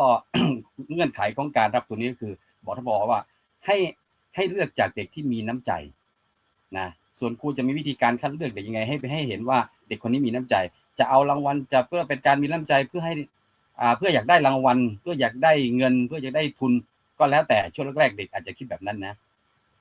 แต่ว่าอยากจะปลูกฝังเพื่อให้เด็กมีน้ำใจเพราะผมเคยได้รับน้ำใจจากคนอื่นมาผมก็เลยอยากจะส่งผ่านความมีน้ำใจให้กับลูกๆหลานๆและกับให้เพื่อนๆผมเคยช่วยเพื่อนพระรูปหนึ่งบอกว่าทำไมช่วยผมก็บอกว่าเพราะผมก็เคยได้รับน้ำใจได้รับการช่วยเหลือจากคนอื่นมาก่อนผมก็ส่งผ่านความมีน้ำใจหาอาจารย์แล้วกันอะไรประมาณนี้นะ ผมนึกถึงภาพที่อาจารย์วอหรือเปล่านะที่บรรยายเรื่องนี้ผมก็เลยเอามาต่อยอดก็คือภาพน้ำตกเกิดจากความไม่เห็นแก่ตัวของลำธารทั้งหลายนะน้ำตกเนี่ยนะน้ำตกสวยงามตั้งแต่นั่นนะพาดพิงไปถึงอาจารย์มหาปิยะน้ำตกที่สวยที่สุดในโลกไนแกล่าเนี่ยเป็นต้นเป็นน้ำตกที่สวยงามระดับโลกเกิดมีน้ำตกสวยงามได้เพราะความไม่เห็นแก่ตัวของลำธารของแม่น้ำที่มันไม่เห็นแก่ตัวเดี๋ยวจะเล่าให้ฟังว่ามันไม่เห็นแก่ตัวยังไงนะฮะยกตัวอย่างนะครับ น้ำตกเอราวัณที่จังหวัดกาญจนบุรีเนี่ยเป็นน้ำตกที่มีชื่อเสียงระดับประเทศของประเทศไทยทุกคนรู้จักแต่ว่าน้ำตกเอราวัณน้ำตกเอราวัณน้ำตกเอราวัณแต่ไม่เคยมีใครรู้หรือน้อยคนที่จะรู้ว่าน้ำตกเอราวัณเกิดได้ยังไงน้ำตกเอราวัณเกิดจากลำธารเล็กๆลำธารหนึ่งนะครับชื่อว่าลำธารสะด้องม่องลายเดี๋ยวไม่ได้มั่วนะไปเปิดดูนะฮะสะด้องม่องลายแต่มีใครรู้ไหมว่าน้ำตกสะด้องม่องลายมันอยู่ตรงไหนลำธารนี้ชื่ออะไรน้ำตกสะด้องม่องลายนะครับมันไม่เห็นแก่ตัวนะมันไม่เห็นแก่ตัวมันเองมันไม่เห็นแก่ตัวถ้ามันเห็นแก่ตัวมันเองนะมันจะอุ้มน้ำไว้มันไม่ปล่อยน้ำให้ตกไปข้างล่าง ถ้ามันไม่ปล่อยน้ำให้ตกไปข้างล่างมันเห็นแก่ตัวมันเห็นแก่ตัวมันเองเห็นแต่สะดองมองหลายก็จะไม่เกิดน้ำตกเอราวัณแต่เพราะว่ามันไม่เห็นแก่ตัว มันไม่เห็นแก่ตัวแก่มันที่มันชื่อว่าสะดองมองหลายมันยอมปล่อยน้ำตกลงไปแล้วเขาจะไปตั้งชื่อใหม่ว่าเป็นน้ำตกเอราวัณมันก็ไม่สนใจนะใครจะไม่รู้จักมันก็ไม่สนนี่คือเพราะว่ามันไม่เห็นแก่ตัวนะอันนี้ไม่รู้ว่าฟังแล้วเก็ตหรือเปล่า ญาติโยมเข้าใจนะอาจารย์ประภาสเข้าใจนะอาจารย์เข้าใจนะอาจารย์ปิยะเข้าใจนะต่อไปนะมาใกล้ตัวอาจารย์ปิยะน้ำตกไนแกล่าอาจารย์ปิยะรู้ไหมว่าน้ำตกไนแกล่าเนี่ยเกิดขึ้นมาได้ยังไง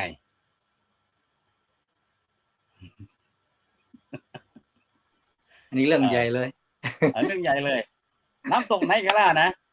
หลวงพ่อครูบาอาจารย์ทั้งหลายญาติโยมที่ฟังอยู่นะเกิดจากบรรยายดีๆนะ ผมไปดู Google มาแล้ว ข้อมูลเยอะนะผมดูใน Google มาแล้วน้ำตกไนแกล่าเนี่ยเกิดจากน้ำตก3น้ำตกรวมกันนะฮะและชื่อ3น้ำตกนี่แหละ1น้ำตก Hot Shoe Fall น้ำตกเกือกมาใช่ไหมอาจารย์ปิยะชั้นที่สูงที่สุดนะคือน้ำตก Hot Shoe สูงประมาณ50 ฟิต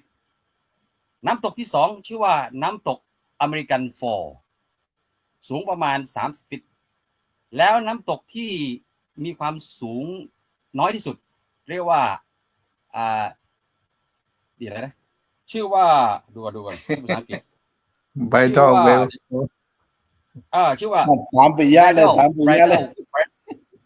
Bridal Veil เหรอ Bridal Veil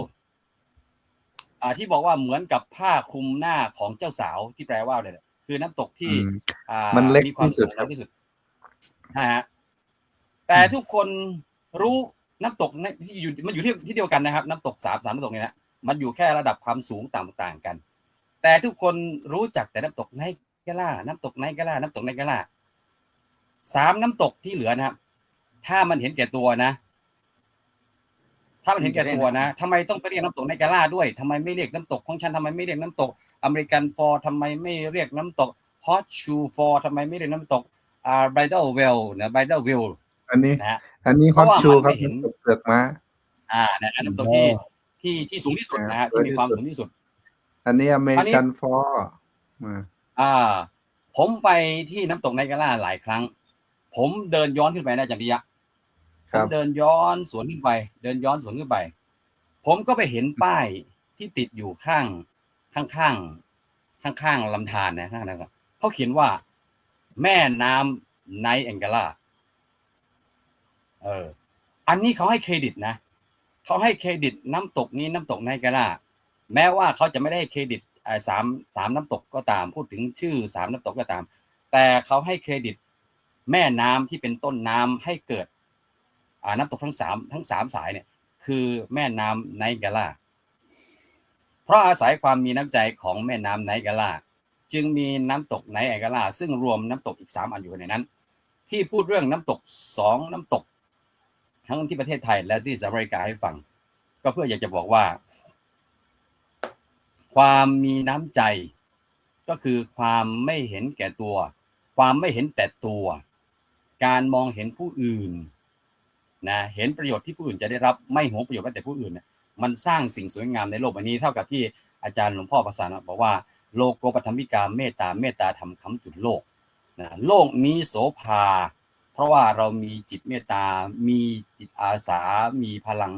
น้ำใจทำให้โลกนี้สวยงามถ้าโลกนี้ขาดนะถ้าโลกนี้ไม่มีคนมีน้ำใจมีแต่ความเห็นแต่ตัวนะสิ่งสวยงามในโลกนี้ความเจริญงอกงามในโลกนี้ก็จะไม่เกิดมีขึ้นได้เพราะฉะนั้นน้ำตกทั้งหลายลำธารสะด้องม่องลายน้ำตกฮอตชูน้ำตกอเมริกันน้ำตกริดเดิลแม้เขาจะไม่เอ่ยชื่อของคุณก็อย่าน้อยใจเพราะคุณได้ทำสิ่งสวยงามในโลกใบนี้ให้คนในโลกใบนี้ได้ชื่นชมกับความมีน้ำใจของคุณญาติโยมที่ทำความดี มีน้ำใจแม้ใครจะไม่เห็นให้โยมได้ภูมิใจในความมีน้ำใจของโยมในความที่โยมไม่เห็นแก่ตัวไม่เห็นแต่ตัวว่าความไม่เห็นแต่ตัวของญาติโยมนั้นสร้างให้สังคมรอบๆข้างโยมนี่แหละจนกว้างออกไปมีความงดงามร่มเย็นรอบแรกฝากไว้เท่านี้ครับครับขอบพระคุณครับพระอาจารย์พระมหาอภิชาติกรัญยวสีประเรียนธรรม9ประโยคเคยศึกษาอยู่ที่วัดอู่ทองอำเภออู่ทองจังหวัดสุพรรณบุรีครับจบกันด้วย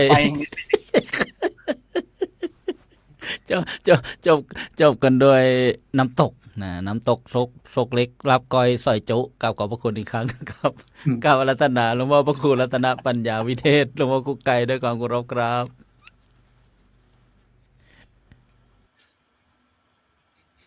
น้ำบ่อน้ำคลอง ก็ยังเป็นรองน้ำใจแควเล็กแควใหญ่ก็สู้น้ำใจไม่ได้น้ำใจคือเอื้อเฟื้อและช่วยเหลือเผื่อแผ่กันมันทำทุกวันความดีนั้นน่าเชยชมขอถวายความเคารพพระเดชพระคุณพระวิเทศสิทธิธรรมาภรณ์ประธานในการสนทนาในวันนี้และก็พระเถรานุเถระทุกรูปครับผมเจริญสุขท่านสาธุชนทั้งหลายวันนี้รายการเสียงธรรมจากสมัชชาสงฆ์ไทยในสหรัฐอเมริกาซึ่งได้นำเสนอหัวข้อแบบเบาๆก็คือสังคมร่มเย็นเพราะเห็นใจกันคนที่ อยู่ในสังคมเนี่ยถ้าอยากจะให้มีความสุขต้องเอาใจเขามาใส่ใจเราคนที่เอาใจเขามาใส่ใจเราได้ก็มีหมอผ่าตัดหัวใจเท่านั้นเพราะฉะนั้นก็เราต้องเห็นใจกันโดยเฉพาะสังคมปัจจุบันนี้เป็นสังคมโซเชียลนี่ขณะที่เราพูดกันอยู่เนี่ย10 รูปเนี่ยก็มีคน2 ฝ่ายฝ่ายหนึ่งก็คือเห็นดีด้วยโอ้โหทางสมัชชาสงฆ์ไทยเนี่ยดีเหลือเกินนำพระมาออกรายการให้ธรรมะวันละ9 รูป10 รูปได้ปัญญาได้ประโยชน์นี่คือคนที่เขามองในส่วนที่เป็นส่วนดีแล้วก็มีอีกมุมหนึ่งเอามาทำอะไรก็ไม่รู้เต็มจอหมดวุ่นวายหมดไม่รู้พูดอะไรก็มีอยู่2 ประเด็นหลวงพ่อพุทธทาสท่านเลยบอกว่าให้มองเนี่ยถ้าจะมองอะไรก็มองทั้ง2 ด้านมองทั้ง2 ด้านคือหมายความว่าเราเนี่ยมีทั้งหัวทั้งก้อยด้านไหนที่เป็นเรื่องดีเราก็แสดงความชื่นชมยินดีแต่ด้านไหนที่มันไม่ดีบางเรื่องบางอย่างก็หลวงปู่ปัญญาบอกว่าถ้าคนเราไม่อยากมีความทุกข์ก็ทำตาบอดเสียบ้างหูหนวกเสียบ้างเป็นใบ้เสียบ้างท่านก็บอกในลักษณะอย่างนั้นเพื่อให้เราได้เป็นข้อคิดเตือนใจว่าหลวงพ่อพุทธทาสท่านจึงเขียนไว้ถ้าไปเห็นคนหนึ่งเนี่ยที่เขาทำอะไรอยู่โดยที่เรายังไม่ได้เห็นชัดเจนก็ให้มองเขาว่าบางเรื่องบางอย่างเนี่ยมันก็เป็นอย่างนั้นแหละเขามีส่วนเลวบ้างช่างหัวเขาจงเลือกเอาส่วนที่ดีเขามีอยู่เป็นประโยชน์โลกบ้างอย่างน่าดูส่วนที่ชั่วอย่าไปรู้ของเขาเลยจะหาคนที่มีดีโดยส่วนเดียวอย่ามัวเที่ยวค้นหาสหายเอ๋ยเหมือนเที่ยวหาหนวดเต่าตายเปล่าเลยฝึกให้เคยมองแต่ดีมีคุณจริงอันนี้เห็นภาพชัดเจนโดยเฉพาะพ่อแม่ครูบาอาจารย์เนี่ยที่เข้ามารายการของเราถูกกระทบเยอะโดยเฉพาะท่านอาจารย์พระครูเกษมเนี่ยเวลาที่จัดรายการเนี่ยโอ้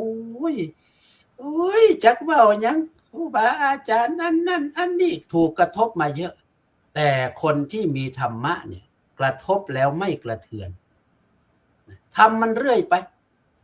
ทำมันเรื่อยไปทำทุกวันเรียกว่าอยากถึงจุดหมายก็ต้องก้าวเดินอยากมีเงินก็ต้องทำงานอยากมีบ้านก็ต้องสร้างหลักอยากมีรักก็ต้องหมั่นไปมาอยากมีปัญญาก็มาชมรายการสมัชชาของเรา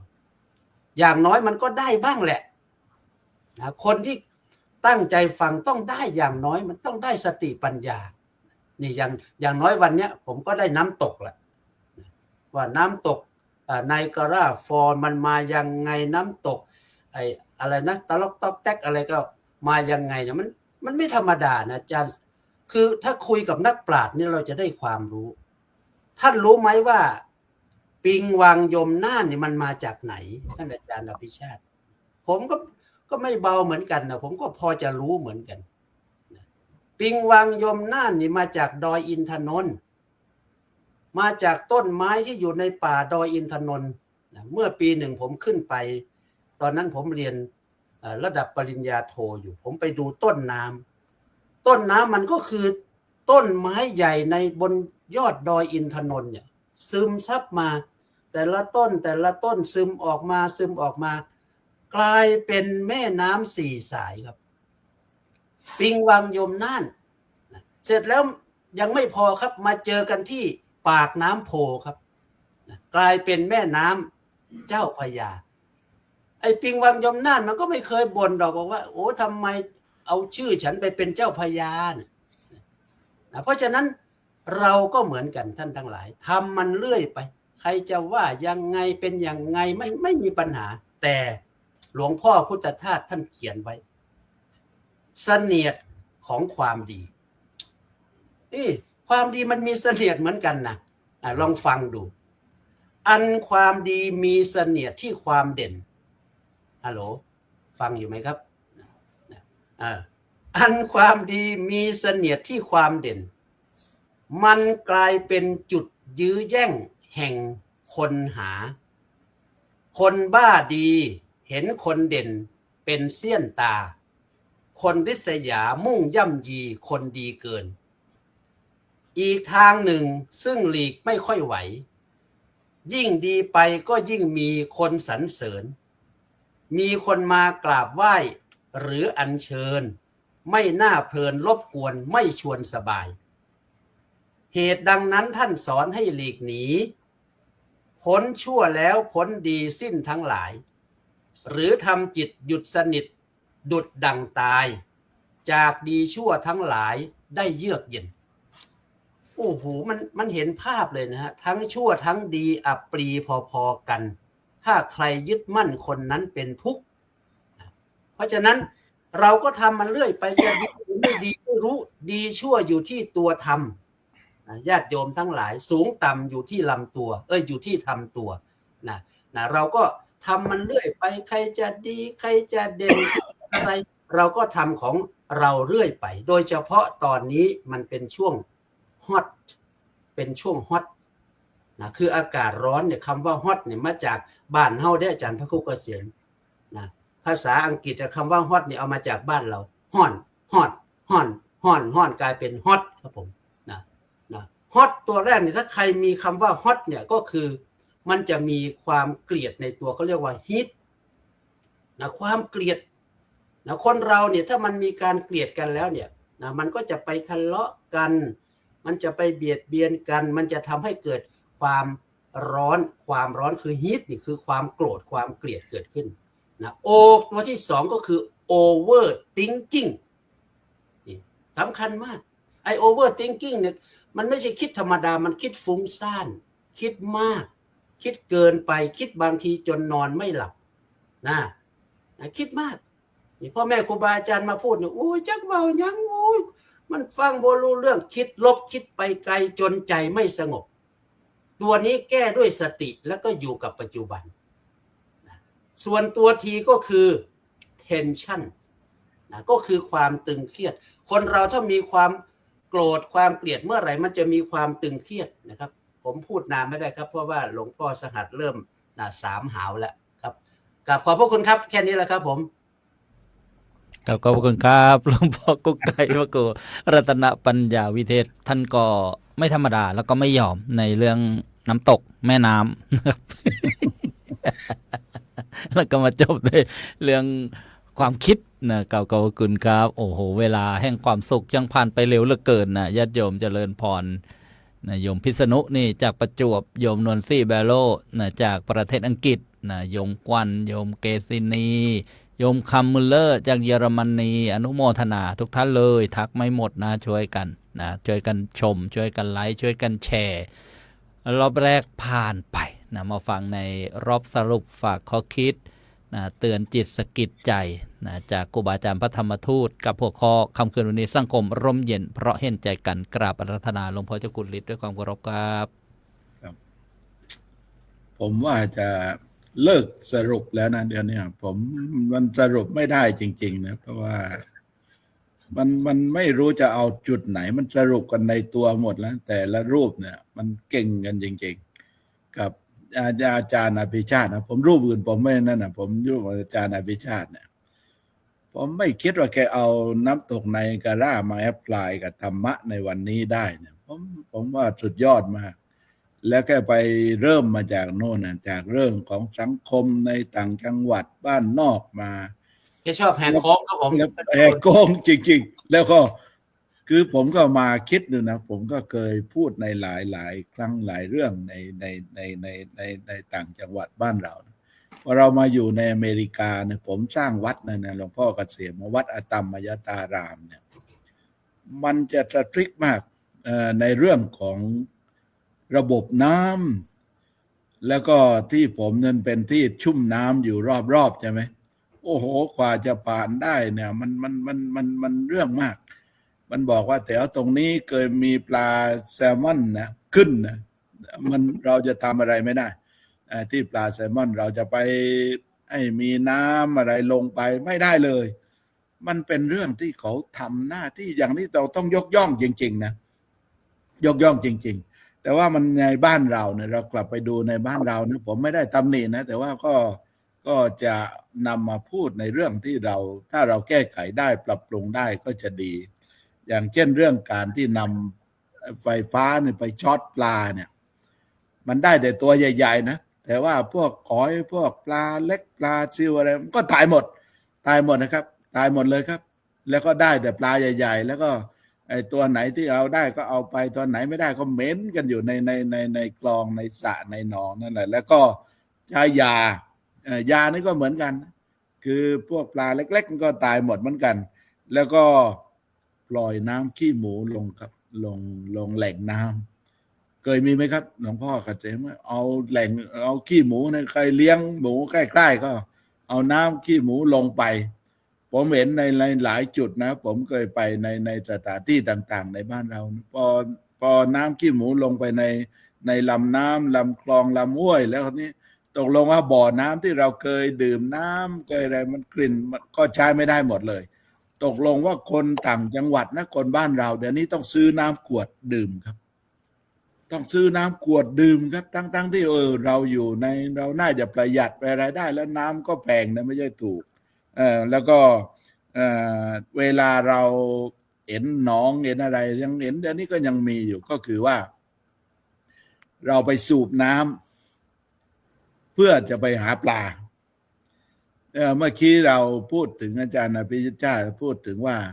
ถ้าสมมติว่าเรามีนะโอเคนะปีนี้เราหนองเนี่ยนะเราควรอนุรักษ์กันในหมู่บ้านพอถึงวันหนึ่งเราก็ไปซื้อลูกปลามาปล่อยกันแล้วก็ให้ทุกคนก็เป็นสมาชิกคุณสามารถจะตกได้นะมันไม่ใช่ว่าตกคุณสามารถตกได้แต่ว่าไม่ต้องไปสูบน้ำให้น้ำมันก็แห้งในที่สุดมันก็ไม่ได้วัวปลายก็ไม่ได้มีกินแต่ว่าน้ำก็แห้งแต่อย่างอเมริกาเนี่ย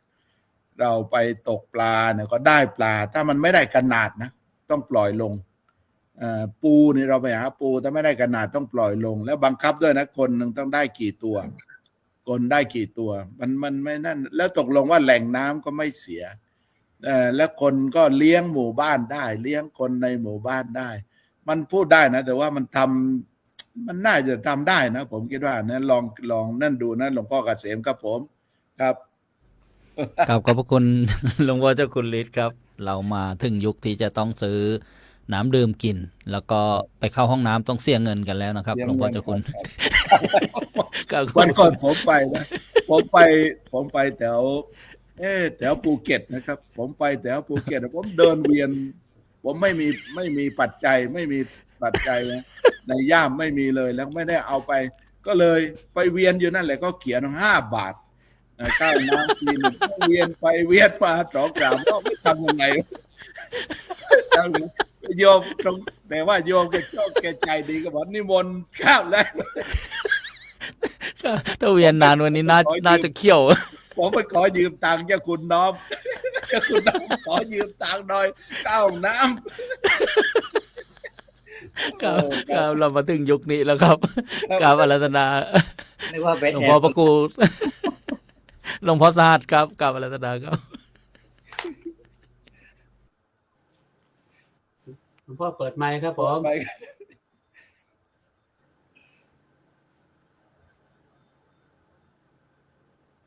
ครับนิมนต์ครับ ได้ยินไหมครับ ครับชัดเจนครับ ตกลงว่าท่านเจ้าคุณนิดได้ข้าวไว้ห้องน้ำอ่ะ จะไปยุ่งอะไรกับเขาเราก็พูด ในห้องน้ แอบเข้าน้ ก็แปลกนะ มันตรงกันข้ามกันนะ เรื่องปลาเนี่ยเมืองไทยกับไออเมริกาเนี่ยนะท่านเจ้าคุณอเมริกาเนี่ย ปลาเล็กรอด ปลาใหญ่จับได้ ปลาใหญ่จับ แต่เมืองไทยนี่ปลาใหญ่รอดทุกตัวเลยนะ ที่ตายก็ปลาเล็กๆนั่นแหละที่เขาจับมันนะ ครับ ำครับ แต่ที่จับกันเนี่ยปลาเล็กทั้งนั้นเนี่ยปลาใหญ่เขาปล่อยนั่นเลย ครับก็แมลงมุมตัวเล็กๆกันที่ติดใช่ไหมที่ ท่าน ติ ร ด หัสรู้ได้ยังไงรู้ได้ยังไงว่าปลาเล็ก การเมืองหรือเปล่าฮะการเมืองหรือเปล่าฮะการเมืองหรือเปล่า แน่ เนี่ย นอนการประกันสังคมแล้ว แล้วผมต้องขอบคุณท่านมหาอภิชาตินะครับนำเที่ยวไอ้น้ำตกในแองการาอย่างดีเลย ผมเคยไปเมื่อ30 ปีที่แล้วมั้งครับ ตอนนั้นยังหนุ่มอยู่ หลังจากนั้นมาไม่ได้ไปเลย ไปตอน100 ปีหลวงพ่อพุทธทาส นิมนต์ใหม่ครับหลวงพ่อ ตอนนั้นแหละผมเคยไปน้ำตกในแองการาเมื่อตอนที่เขาทำไอ้ประชุมอะไรที่ประชุมสมัชชาสงฆ์ที่ไอ้วัดพุทธธรรมแล้วก็ผมไปที่นั่นแล้วก็ได้เลยไปเที่ยวที่น้ำตกในแองการาครับก็เป็นนั้นว่าได้ทราบรายละเอียดว่ามันมาจากสามน้ำตกเล็กมันกลายรวมมาเป็นน้ำตกใหญ่นะคือมันจะเห็นแก่ตัวหรือไม่เนี่ยผมไม่รู้ภาษามันนะครับอันนั้นก็เรื่องของธรรมชาติมันกันแล้วกันนะแต่ทีนี้วันนี้ผมก็จะพูดเรื่องของผมต่อนะที่บอกว่าความเห็นใจนี่ก็มาจากคำว่าเมตตาซึ่งทำให้โลกนี้อยู่ได้อย่างสงบแต่ในขณะเดียวกันก็ความเมตตาตัวเนี้ยมันจะขยายออกไปการนึกถึงอกเขาอกเราโน่นนั่นนี่ต่างๆนานานะกับความเห็นใจนี่ในความหมายหนึ่งในอีกประเด็นหนึ่งในแง่ของการปฏิบัติก็คือการไม่เบียดเบียนกันในแง่ของการปฏิบัติมันจะออกมาเห็นใจมันเป็นรูปเป็นนามธรรมนามธรรมเป็นธรรมะเป็นเหมือนกับอยู่ข้างในเป็นคุณธรรมเป็นนามธรรมอยู่ข้างในแต่พอออกมาสู่ภาคปฏิบัติเนี่ยมันก็จะไม่เบียดเบียนตามภาษิตที่ว่าอภยาปัชชังสุขขังโลเกการไม่เบียดเบียนกันเป็นสุขในโลกนี่ความสุขมันก็คือทำให้เกิดความร่มเย็นกับสุขก็คือร่มเย็นก็เอาว่ากันไปนั่นคือประเด็นต่อมาที่ถัดต่อเนื่องกันนะครับมันเป็นลูกโซ่ต่อกันนะวันนี้ผมพูดเป็นลูกโซ่ต่อกันเลยแต่แล้วทีนี้ในการไม่เบียดเบียนนี่ในสู่ออกมาสู่ภาคปฏิบัติมันทำยังไงในการไม่เบียดเบียนก็คืออย่างที่ว่าแหละกลับไปหาประเด็นเดิมว่าคิดก็คิดด้วยเมตตากายเมตตามโนกรรมเมตตาวจีกรรมเมตตากายกรรมคิดก็คิดด้วยเมตตาทำก็ทำด้วยเมตตาพูดก็พูดด้วยเมตตาทีนี้คิดด้วยเมตตาคือทำยังไงก็คือไม่คิดอิจฉาริษยาไม่คิดโลภอยากได้ไม่คิดทำร้ายไม่คิดเบียดเบียนส่วนพูดด้วยเมตตาก็คือเมื่อกี้ท่านบางท่านเมื่อกี้พูดไปบ้างแล้วล่ะว่า เป็นคำพูดที่มหาวันลบถ้าจำไม่ผิดนะเป็นคำพูดไอ้น้ำผึ้งไอ้คำพูดแบบคำหวานคำพูดแบบคำไพเราะพวกเนี้ยนะเป็นคำที่ประสานประโยชน์ก็แล้วกันไม่พูดคำหยาบไม่พูดคำเท็จไม่พูดคำส่อเสียดนั่นคือพูดด้วยเมตตาแล้วในขณะเดียวกันกระทำด้วยเมตตาก็คือไม่เบียดเบียนไม่เบียดเบียนชีวิตไม่ทำลายทรัพย์สินไม่อะไรต่างๆนานาเนี่ยนะครับนี่คือในแง่ของการปฏิบัติไม่ทำลายชีวิตไม่ทำลายทรัพย์สินแม้กระทั่งในส่วนของสิ่งที่เป็นกรรมสิทธิ์ของผู้อื่นก็ไม่ทำให้เขาต้องเสียใจไม่ทำให้เขาต้องน้ำตาตกต้องเสียดายทั้งหมดนี้คือสิ่งที่จะทำให้ที่มาจากความเห็นใจมาจากความเมตตาแล้วแน่นอนว่าสังคมนี้สงบแน่ครับก็คงแล้วถ้าสมมติว่ามีเมตตามีความเห็นใจต่อกันแล้วก็ไม่มีความเห็นแก่ตัวเนี่ยความมีเมตตามันจะลดความเห็นแก่ตัวเมื่อกี้ท่านมหาพิชาติไม่ที่พูดตรงเนี้ยความเห็นแก่ตัวความเห็นแต่ตัวเป็นสิ่งสำคัญที่ทำให้โลกนี้ไม่สงบนะครับผมเคยไปเมื่อกี้เขาเล่าหลวงพ่อพุทธทาสเล่าโน่นคนนี้กับผมเล่าบ้างนะนิดหน่อยว่าผมเคยไปสวนโมกกับหลวงพ่อปัญญาตอนนั้นหลวงพ่อปัญญาท่านไปเยี่ยมหลวงพ่อพุทธทาสหลวงพ่อพุทธทาสท่านอาพาธแต่ว่ายังไม่หนักเพียงแต่ว่าเอาละอาพาธก็แล้วกันนี่หลวงพ่อปัญญาก็ไปเยี่ยมแล้ววันนั้นก็บังเอิญว่าผมว่างท่านก็เลยเอาไปสหัสไปสวนโมกกันผมได้นั่งเครื่องบินครั้งแรกก็ครั้งนั้นนะครับเสร็จแล้วก็มาถึงก็ไปเยี่ยมหลวงพ่อพุทธทาสหลวงพ่อพุทธทาสบอกว่าน้องท่านหลวงพ่อพุทธทาสจะเรียกหลวงพ่อปัญญาว่าน้องท่านฝากนิดนึงว่าฝากไว้เรื่องหนึ่งหลวงพ่อปัญญาถามว่าเรื่องอะไรพี่ท่านเทศให้คนลดความเห็นแก่ตัวลงหน่อยพยายามเทศให้คนลดความเห็นแก่ตัวลงหน่อยความเห็นแก่ตัวนี่เป็นต้นตอของปัญหาทั้งปวงครับความเห็นแก่ตัวนี่เป็นต้นตอของปัญหาทั้งหลายปัญหาโลกทั้งหมดปัจจุบันนี่มาจากความเห็นแก่ตัวจะเอาน้ำมันเขาบ้างจะเอาทรัพย์สมบัติธรรมชาติอะไรต่างๆเขาบ้างเนี่ยนะก็มาจากความเห็นแก่ตัวทั้งนั้นนะครับถ้าพูดกันแล้วเนี่ยเป็นต้นตอเลยซึ่งจะเรียกว่าเห็นแก่ตัวจะเรียกว่าเซลฟิชจะเรียกเห็นว่าโน่นนั่นนี่ต่างๆก็แล้วแต่จะเรียกอะไรก็แล้วแต่สรุปก็คือว่ามันเป็นอาการอย่างหนึ่งที่อยากได้โดยไม่มีขีดจำกัดและพระพุทธเจ้าก็สอนเรื่องความอยากได้นี้ว่าแม่น้ำก็สู้ไม่ได้นัตถิตัณหาสมานาทีแม่น้ำนี่ยังเต็มคือพอถึงเวลาปุ๊บมันยอมล้นมันปล่อยให้ล้นเลยถ้าน้ำมากล้นก็ล้นไปแต่ว่าความอยากไม่พอเหมือนที่เมื่อกี้ท่านหนึ่งเปรียบว่าเหมือนกับไฟที่ไม่อิ่มด้วยเชื้อทะเลที่ไม่อิ่มด้วยน้ำเนี่ยนะครับอันนี้คือสิ่งที่หลวงพ่อพุทธทาสฝากหลวงพ่อปัญญาแล้วก็เมื่อกี้ท่านวิทยากรท่านหนึ่งก็พูดขึ้นมานี่ความเห็นแก่ตัวมันก็ทำให้ขาดทุกอย่างเลยครับขาดเมตตาขาดกรุณาขาดอะไรทั้งหลายไม่นึกถึงอกเขาอกเราพูดง่ายๆว่าตัวนี้เป็นต้นเหตุที่ทำให้สังคมวุ่นวายในครอบครัวถ้าคนเห็นแก่ตัวมีคนเห็นแก่ตัวอยู่สักคนหนึ่งเนี่ย5 คนมีคนเห็นแก่ตัวคนเดียวเนี่ยคนอื่นก็วุ่นวายไปหมดแม้กระทั่งคน2 คนเนี่ยถ้าต่างคนต่างเห็นแก่ตัวมันก็อยู่กันไม่ได้นะครับก็เป็นนั้นว่าให้ท่านเจ้าคุณฤทธิ์สรุปก็แล้วกันนะครับว่าจะสรุปว่ายังไงส่วนผมขอจบเพียงแค่นี้นะครับขอบคุณครับขอบพระคุณครับหลวงพ่อหัวเราะซาต่อตายด้วยกล่าวรัตนาพระอาจารย์พระครูเกษมพิโสพลครับ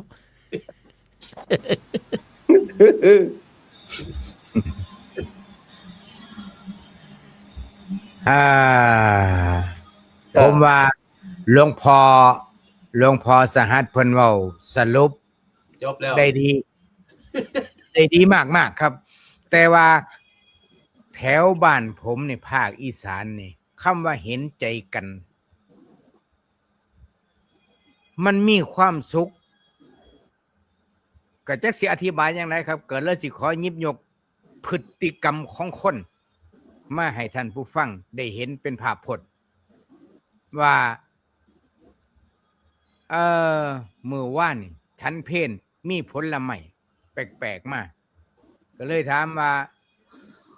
ข้อสิถามก็เพราะว่า เขามีศักดิ์เป็นพี่สาวผมก็เลยถาม ว่าได้มาแต่ใส่เขาก็เลยตอบอ๋อไปซื้ออยู่สวน เขามีสวนปลูกไผปลูก สวนไผมีบ้านเฮาตำบลเฮามีติโอ้ยเป็นไร่ๆว่าซั่น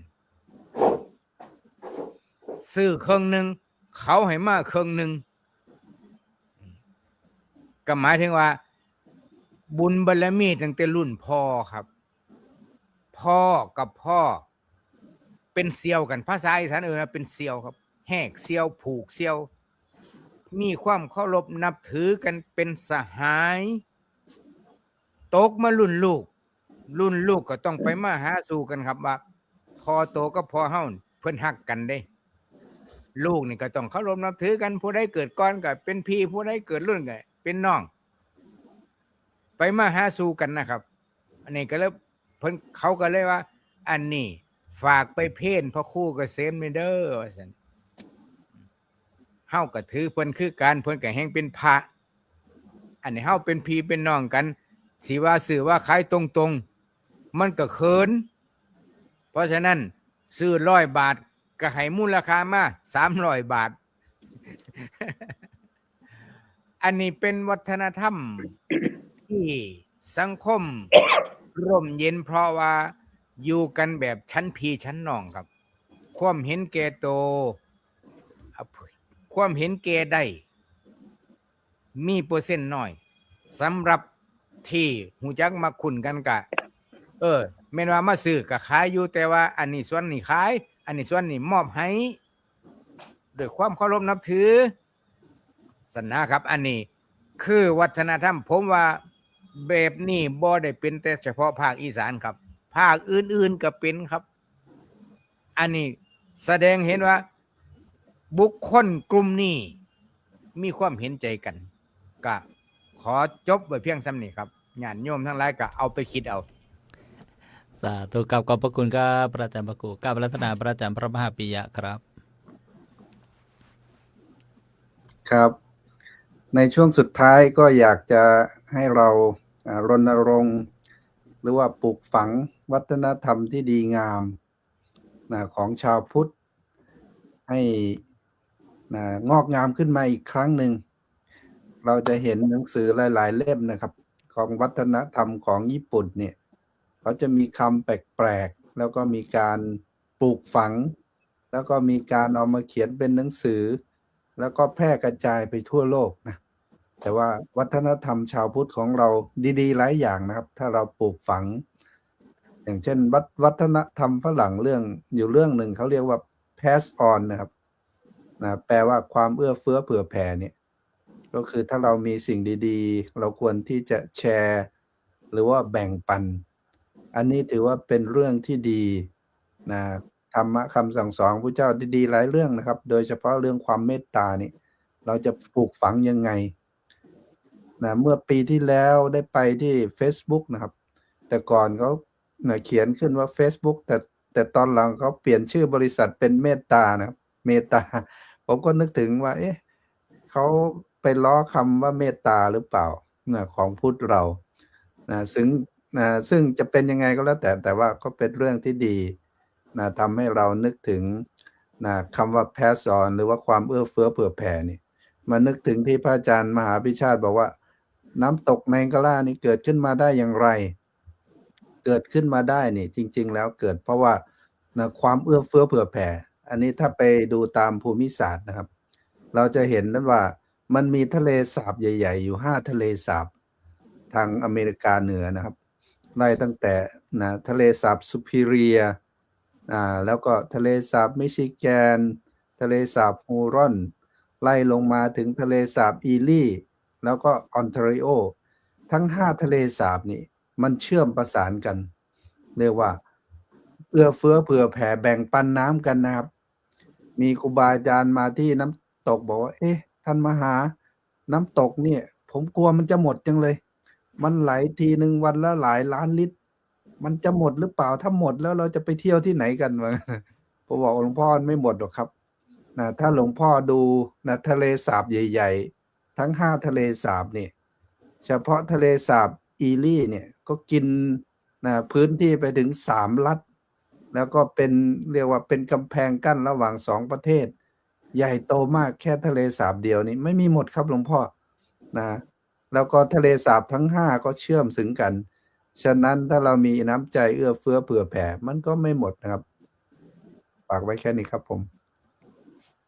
ขอบพระคุณครับกับอาราธนาประจำพระครูวินัยธรบุญยกรครับขอบคุณครับผมลองฝึกอะไรแบบทำอะไรแบบด้วยใจดูครับคิดด้วยใจพูดด้วยใจแล้วก็ทำด้วยใจอยู่แต่อย่าเป็นคนที่เอาแต่ใจเพราะถ้าเอาแต่ใจเมื่อไหร่สังคมคงจะไม่ร่มเย็นสังคมอาจจะเกิดความวุ่นวายคำว่าทำอะไรด้วยใจหมายความว่า1ก็ต้องดูใจตัวเองก่อนให้เห็นใจตัวเองอย่างที่อาจารย์ปิยะเขาว่าเห็นใจตัวเองก่อนอันที่2ก็จะเข้าใจ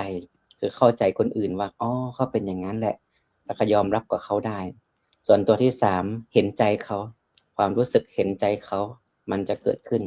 เมื่อเราเห็นใจเขาแล้วปั๊บเราก็จะรู้สึกว่ามีน้ำใจที่จะแบ่งปันเกื้อกูลช่วยเหลือต่อผู้อื่นตัวต่อมาก็คือว่ามันจะเกิดความไว้วางใจซึ่งกันและกันฝากบ้านหน่อยนะฝากรถหน่อยนะฝากลูกหน่อยนะฝากทรัพย์สินไว้หน่อยนะความไว้วางใจมันจะเกิดขึ้นต่อมาก็คือว่าความใส่ใจความสุขใส่ใจความทุกข์ใส่ใจปัญหาใส่ใจที่จะช่วยเหลือใส่ใจที่จะเกื้อกูลช่วยเหลือคนอื่นเขาอย่างนี้เป็นต้นทำอย่างนี้ละคือทำด้วยใจเมื่ออย่างนี้แล้วปั๊บเชื่อในว่าสังคมมันจะเกิดความร่มเย็นและเป็นสุขดังคำที่ว่าสังคมร่มเย็นเพราะเห็นใจกันขอบคุณครับขอบพระคุณครับนิมนต์ท่านพระอาจารย์พระประหลัดประภาสตื่นมากล่าวสุนทรพจน์รอบ2ครับยังไม่ได้หลับครับผมขออนุญาตนะครับ เห็นใจกันวันละนิดจิตจะอิ่มโลกจะยิ้มเพราะเรานั้นไม่เมินเฉยเพราะฉะนั้นก็ขอบคุณพ่อแม่ครูบาอาจารย์ที่ฝึกให้เราได้ดูได้รู้ได้เห็นแล้วก็ทำเรียนแบบมาตลอดนะอยู่ที่ไหนก็เจอครูบาอาจารย์ที่ท่านมีจิตเมตตาแล้วก็แบ่งปันตั้งแต่นู้นปี35ที่อยู่กับอาจารย์เจ้าวาดที่บุรีรัมย์ครับท่านก็ทำให้เราดูอยู่ให้เห็นเย็นให้สัมผัสปี39ไปอยู่กับอาจารย์เจ้าคุณปัญญาก็มหาสง่านะฮะตอนนั้นเป็นพระราชวัชรธรรมพานีท่านก็ทำให้ดูอยู่ให้เห็นเย็นให้สัมผัสแล้วก็แบ่งปันเราก็เลยติดนิสัยในการแบ่งปันได้อะไรมาได้ของดีมาก็แบ่งให้คนอื่นกินนะแล้วก็หลักคิดของท่านคือไปอยู่ที่ไหนอย่าทำให้ใครลำบากใจเพราะเรานี่คือคำสอนที่จำไว้เลยครับว่าไปที่ไหนก็ตามประพาสไปที่ไหนก็ตามอย่าทำให้ใครต้องลำบากใจเพราะเราไม่ต้องไปรบกวนไม่ต้องไปรบกวนใครมีก็แบ่งปัน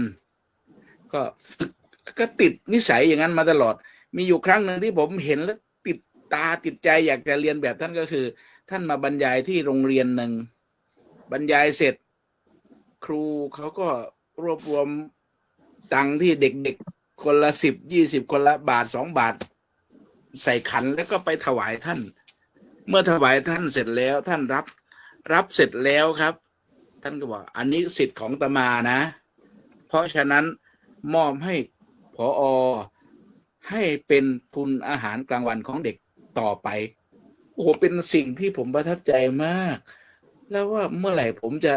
มีโอกาสทำแบบนั้นบ้างนะอยากจะเรียนแบบสิ่งดีๆที่ครูบาอาจารย์ทำให้ดูเป็นตัวอย่างเพราะไปที่ไหนถ้าทำได้ก็ทำครับก็เคยทำอยู่แต่สิ่งที่ได้มาก็ ก็จะไม่เคยเก็บไว้ เพราะมันจะเสียอย่างยกตัวอย่างล่าสุดเลยครับ ไปบรรยายที่วัดปราสาทศิลป์หลัก 5ได้มะพร้าวมา3 ลังครับ ลังละ9 ลูกครับเขาส่งจีนครับ ลังประมาณ800 บาท ได้มาก็คือถ้าเก็บไว้ฉันคนเดียวไม่หมดแน่นอนดีไม่ดีมันจะเสียครับเมื่อวานไปประชุมธรรมทูตที่อำเภอเมือง ก็ได้ไปถวายพระ ก็พอถวายกลับมานะเจ้าท่านตำบลบอกประพาสเอาแตงโมไปกินหน่อยดิให้มา4 ลูกครับ ก็ได้แบ่งปัน แล้วก็ไปสวดมนต์ที่โบสถ์มีผลไม้มีอะไรมาแจกให้กับคนที่มาสวดมนต์พอทำไปทำมาตอนนี้ผู้ช่วยเจ้าวาดเสาก่อนครับเอาแฟบสบู่ยาสีฟันน้ำยาล้างจานน้ำยาล้างน้ำจัดเป็นชุดและคนที่มาสวดมนต์ก็ได้รับของแจกกลับบ้านครับผมดีแฮะได้แบ่งปันฝึกการแบ่งปัน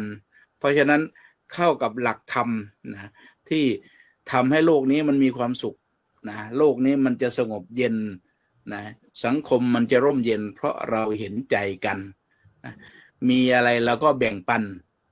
นะก็ฝากไว้เท่านี้ครับผม ขอบพระคุณครับให้มะพร้าวแล้วได้แตงโมครับท่านพระอาจารย์พระประหลัดประภาสกับรัตนาพระอาจารย์พระมหาวรลบครับ ครับผมความเห็นใจมันมีจุดเริ่มต้นมาจากความเข้าใจบางทีผมเคยนึกได้ว่าปีหนึ่งผมไปอบรมสาวเรียนภาคฤดูร้อนที่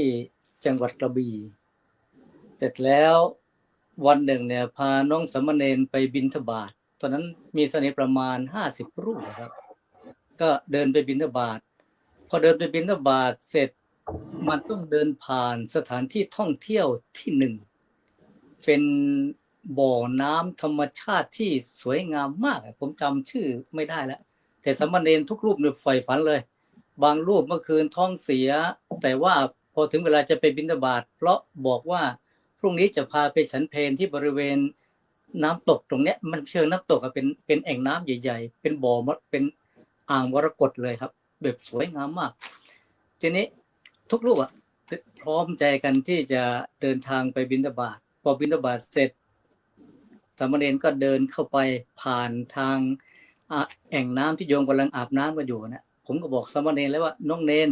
เดินดีๆนะเดินระมัดระวังแต่เนนเราเนี่ยแกก็ฉลาดแกคงเตรียมการไว้ก่อนแล้วครับก็เดินไปพอถึงเวลาแกก็มีรูปหนึ่งทำเป็นล่วงตกลงไปในน้ำอีก 4-5 รูปกระโดดตามไปช่วยทีนี้คนที่อยู่ในบ่อน้ำทั้งหมดขึ้นหมดพอโยมขึ้นหมดฉันเพลเสร็จผมก็เป็นจังหวะนั้นฉันเพลพอบอกเนนยังเวลาอีกประมาณครึ่งชั่วโมงจะฉันเพลเสื้อผ้าจีวรก็เตรียมมาก่อนแล้วก็ใครอาบน้ำก็อาบในขณะที่น้องเนนกำลังอาบน้ำอยู่นะครับมีกำลังส่งน้ำอยู่มีญาติโยมกลุ่มใหญ่มาถือมีดถืออะไรมาเนี่ยผมเห็นตอนแรกผมตกใจแล้วว่าไอ้ยาวันนี้น่าจะเกิดเรื่องใหญ่แล้วแต่พอมองไปผ่านไปไอ้ความวิตกกังวลมันหายเลยครับเพราะต่อจากมีดต่อจากอะไรที่เขาขนมามันเป็นทุเรียนครับแบกกันมาเป็นเข่งๆเลยมาถึงก็เอาทุเรียนวางบอกน้องเดนตื่นอาบน้ำเสร็จขึ้นมาฉันเพลเดี๋ยวปอกทุเรียนถวายตะลงมีดทั้งหลายทั้งสิ้นทั้งปวงที่เขาเตรียมมานะครับไม่จะเตรียมมาเพื่อจะทำลายสามเณรนะครับแต่เตรียมมาเพื่อจะปอกทุเรียนให้น้องสามเณรได้ฉันกันทีนี้ความสัมพันธ์มันอยู่ตรงนี้ครับว่าเมื่อเขาเข้าใจว่านั่นคือเด็กพอเข้าใจว่านั่นคือเด็กความเป็นเด็กถึงแม้จะอยู่ในคราบของความเป็นสามเณรแต่ยังไม่สามารถที่จะให้ละเอียดรอบคอบเหมือนได้อย่างผู้ใหญ่เพราะฉะนั้นการที่สามเณรจะดูซนบ้างอะไรบ้างอย่างสงกรานต์เราเห็นตามข่าวตามอะไรน่ะถ้าคนที่ไม่เข้าใจเพราะว่าความเป็นเด็กความเป็นเนรก็เอาไปวิพากษ์วิจารณ์แล้วด่าสารพัดสารเพไปแต่ถ้าคนเข้าใจว่าในวันหนึ่งเมื่อเรายังเป็นเด็กเราก็อาจจะมีนิสัยที่ขัดเกลาไม่เต็มร้อยเนี่ยแต่อย่างไรเสียเขาก็ยังอยู่ในกรอบไม่ไปยุ่งเกี่ยวกับสิ่งเสพติดไม่ไปก่อเหตุทำลายร่างกายทำลายทรัพย์สินของใครนั่นน่าจะเป็นความงดงามเพราะฉะนั้นพอความเข้าใจมันจึงเป็นเหตุปัจจัยนำมาสู่ความเห็นใจแล้ว สังคมถ้ามีความเข้าใจและเห็นใจซึ่งกันและกันมันอยู่กันด้วยความสุขสงบร่มเย็นจริงๆครับผม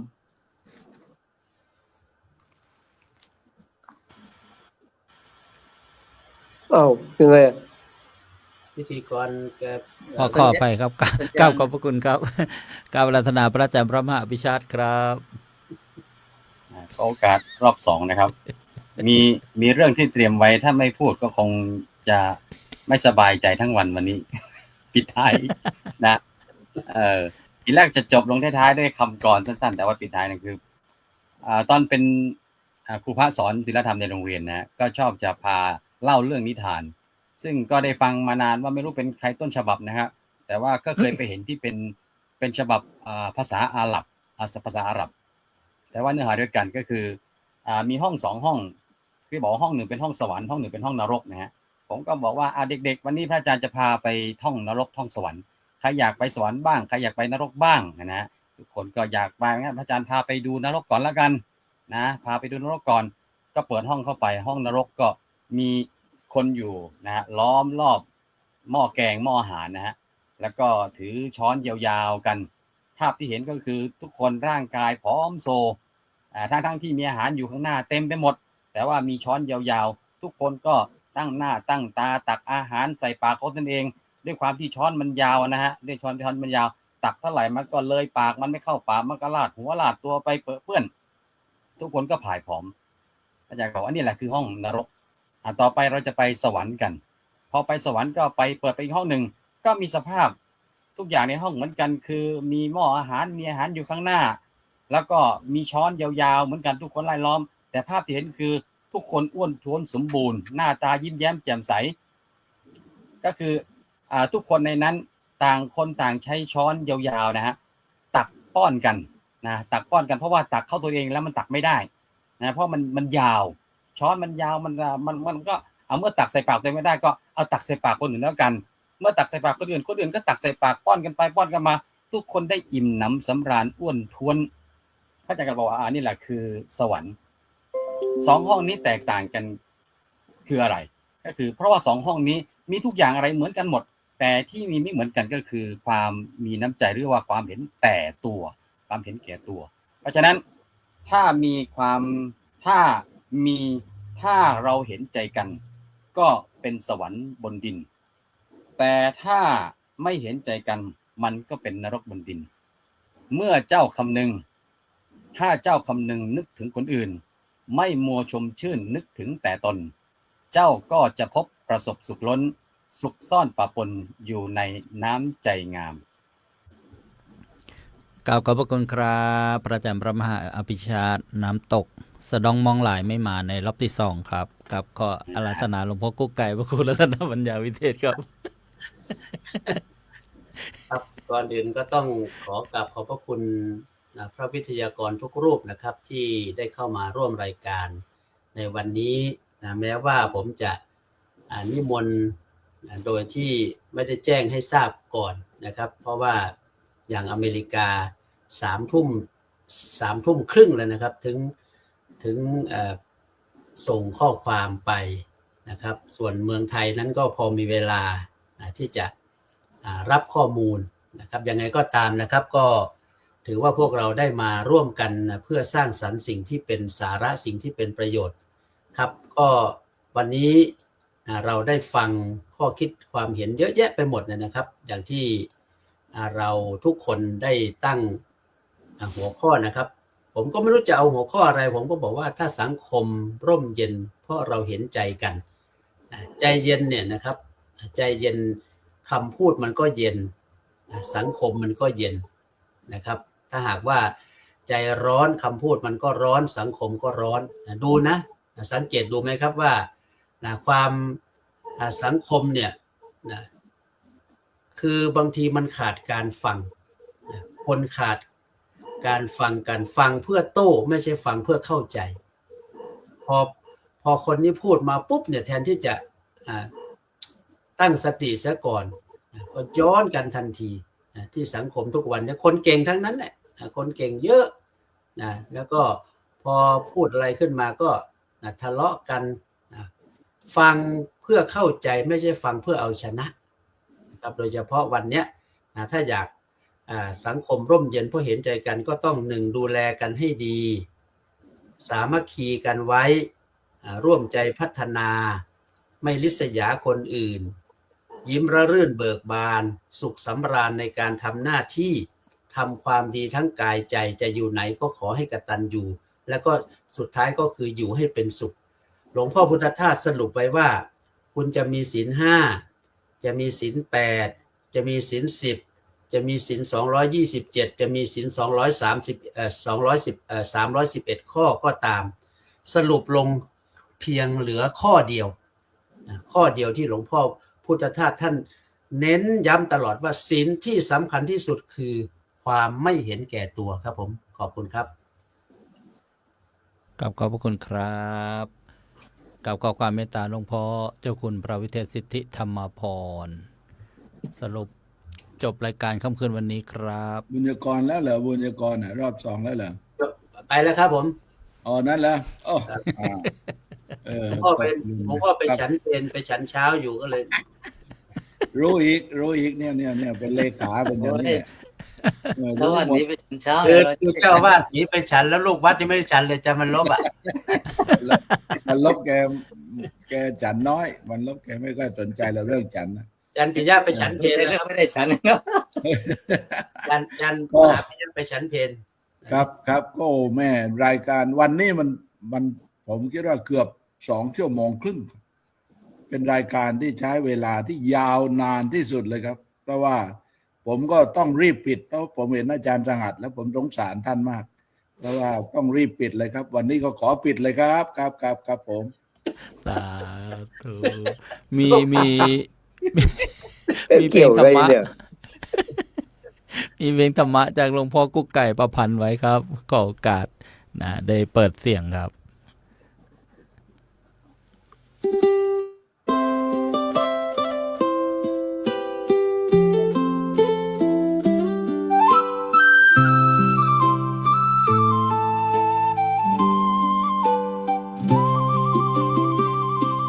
สมัชชาพาให้มีความสุขจัดรายการสนุกทุกห่างหายนำเสนอสาธุชนทั้งหญิงชายมีมากมายให้ท่านได้รับชมพระวิทยากร10 รูปในวันนี้เหมือนน้องพี่ได้พบประสบสมได้ฟังธรรมนำใจให้เหมือนพรหมให้ผู้ชมกดไลค์กดแชร์เลยเจ้าคุณฤทธิ์เปิดประเด็นเป็นประธานทำงานผ่านเผยแผ่ไม่นิ่งเฉยคอยยกย่องความขยันจนคุ้นเคยดีจังเลยรายการนี้สมัชชาท่านพระครูสหัสจากนครศรีเป็นพระที่มีความรู้จริงๆนะทำงานดีด้วยใจที่เมตตาขอขอบคุณท่านมาเพื่อสอนเราท่านพระครูเกษมมาด้วยใจเป็นผู้ให้ข้อคิดไม่อับเฉาเสียงอีสานฟังแล้วใจบางเบาอย่าได้เศร้าจงยิ้มได้เมื่อภัยมารูปต่อมาท่านพระครูบุญยกร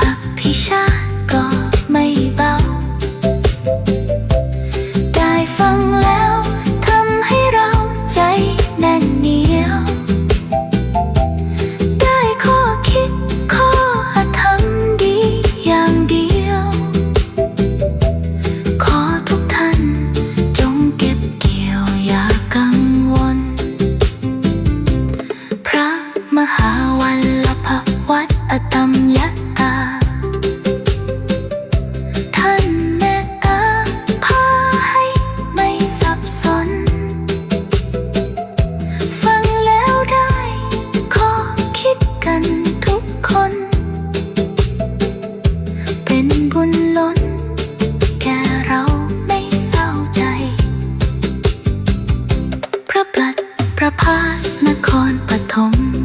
ท่านผู้ชมฟังแล้วแสนสงสัยท่านเมตตาแนะนำให้อภัยส่งผลให้โลกนี้สุขร่มเย็น